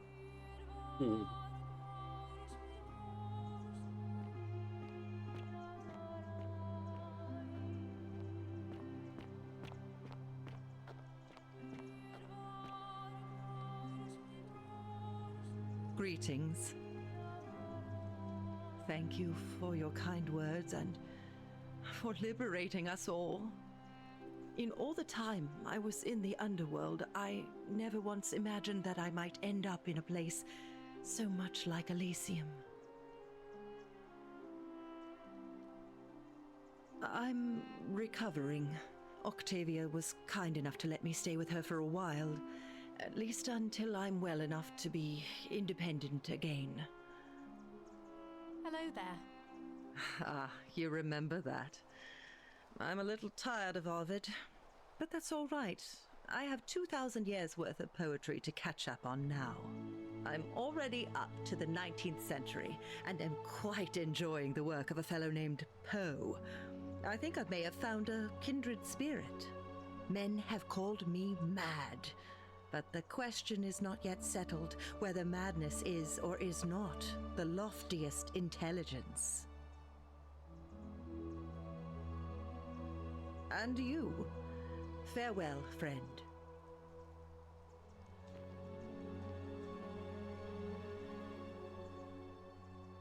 Oh, hello. It's lovely to meet you.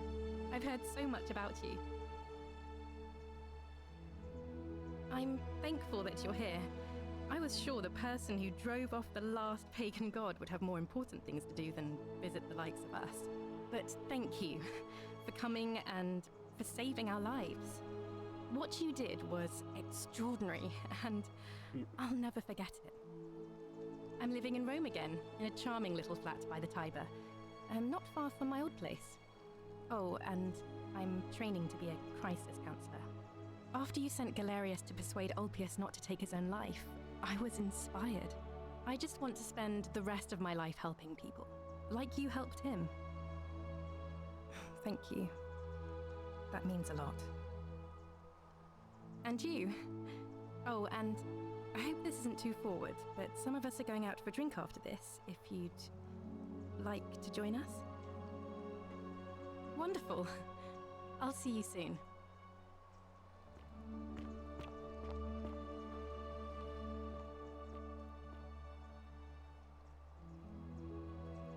I take it you're the oracle everybody's talking about. It's a pleasure to finally meet you. We have. I'm sorry, I don't remember. In any case, I'm Philip. I never thought I'd leave that cave, let alone the city. And now I'm living in the 21st century. What a time to be alive. And it seems I have your catabasis to thank for it. I'm working as a consultant to the Faculty of Classics at Cambridge University, helping fill the odd gap in their knowledge. Not that I need the money, but I do love being around enlightened minds again. My sincere thanks once again. Hello. Hello. Well, Hey. Oh, hello. Hello, I'm Dooley. Galerius said you're very nice and a big helper. Thank you for getting us out of the bad place. I didn't like it. I live at Galerius and Equitia's house. They look after me now and help me remember when I forget things, like brushing my teeth. Treasure? Oh, I forgot about that. I like my box now. Galerius got me a box that tells stories. It's my favourite thing. Bye-bye. You're here. It's lovely to finally meet you. Galerius told me all about you. So, you're the hero who somehow vanquished the last of the Roman gods. As I'm a priestess, you realize you've put me out of work. I'm just teasing. Actually, and it still feels a little sacrilegious to say this, I'm finding life after religion quite enjoyable. Galerius and I are engaged and expecting. We've just bought a lovely villa in the countryside with room for a large family, and Dooley too, of course. It feels like the world has just opened up for us. There's so much to learn, and so many more possibilities for our children than we ever imagined. We're just so thankful for what you did for us, for all of us. Oh, it's sweet of you to ask. She recovered nicely. In fact, she's here somewhere, if you'd like to ask her yourself.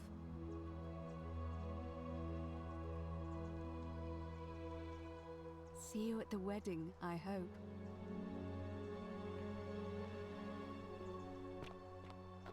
Hey.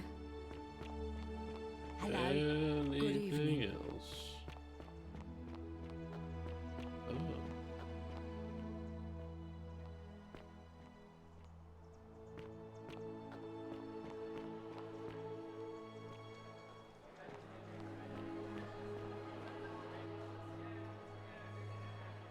There you are. I hope you enjoyed that. Now, there's one more person I wanted to introduce you to. I think you know her. Sorry if I frightened you. Just a little joke I've been saving for a long, long time. Allow me to introduce myself properly. I am Proserpina, former goddess of the cycle of life and renewal, and now a regular mortal. I wanted to meet you in person, and thank you for freeing all these people, and me. I hate to think what would have happened to us without your intervention. Indeed. Suffice it to say that while Pluto was controlling the eyes and ears of each golden statue, I was able to control their tongues and whisper to you when he was distracted. I am sorry my messages were so cryptic. There were only ever brief windows in which I could speak to you without being detected.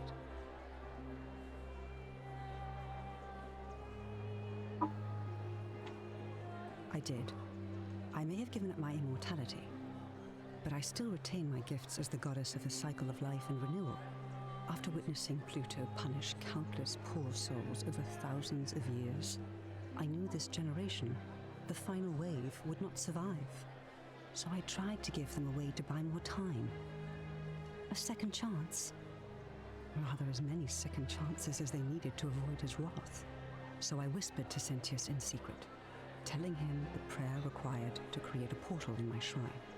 I knew the danger of humans being corrupted by godly power, and so I put a safeguard in place. I required the creator of the portal to sacrifice their own life, so that it could only be used selflessly to help others. What I did not anticipate is that Sentius would retain his accumulated memories from each previous day, and as a veteran soldier, he had long since shed his fear of death. He quickly discovered that he could, in effect, prolong his own life indefinitely by exploiting the cycle. Of course, once I had taught him the prayer, I could not unteach him, and there was little I could do but wait for someone like you to come along and see him for what he was. We were all fortunate you came along when you did. I don't know what happened to him. I haven't heard from him, and I rather hope it stays that way. Oh, she inherited dominion over the underworld. Last time we spoke, she was working on a new world of some kind. She wouldn't say what it was, but I'd be surprised if you don't run into her again. I imagine we all will, one day. And you, although it feels like I've known you forever. Oh, and one last thing. Do you remember all those golden statues scattered throughout the city? Good, because they remember you. Well done, my friend.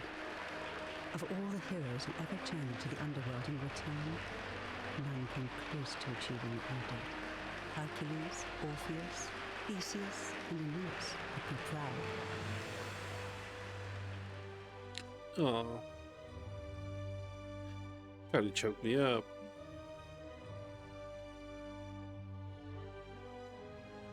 Well, that was the best ending that we could have. So,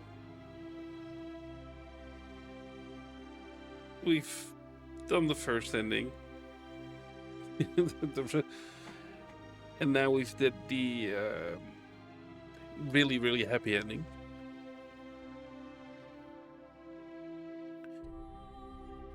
But there are 2 more endings to explore. We might do that next week. But for now, I hope you enjoyed it. We still got 15 minutes left. So let's put my face on the big screen. And get rid of the white blob behind me. That's better. Anyway.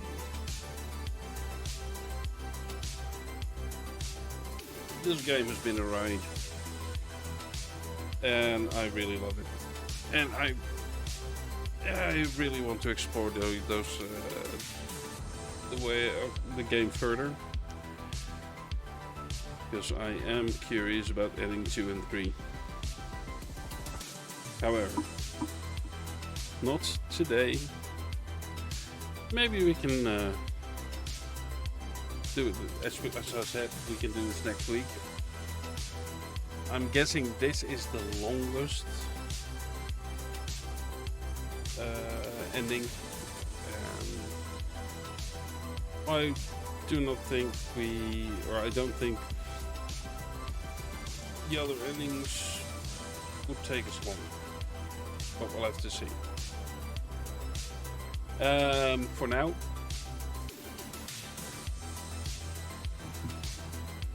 I just can say that I enjoyed it, and I really would like to see something else from these people or developers.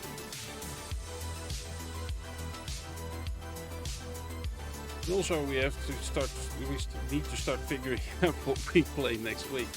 So we could do a bit more action. Or we could do a bit of a platform. It's basically what we want to do. I am really curious about the game that's in early access right now. It's called Hightail. It's a bit of a Minecraft clone.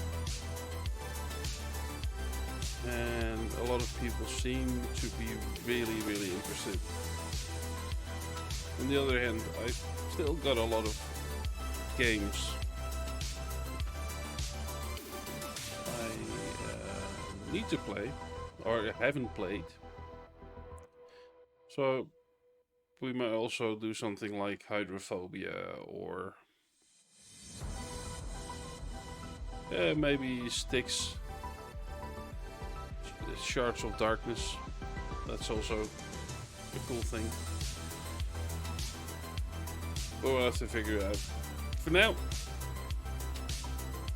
I hope you enjoyed everything. And if you are watching this later, yeah, feel free to leave a comment and give me some advice, and click follow, or hey, you will help me out, at least. But I think all has been said. I will continue to improve the stream, improve the overlays, improve everything, sound, whatever. Oh, wait. Who? Why are you down? It's my... Oh, great. We've got a little problem with the camera again.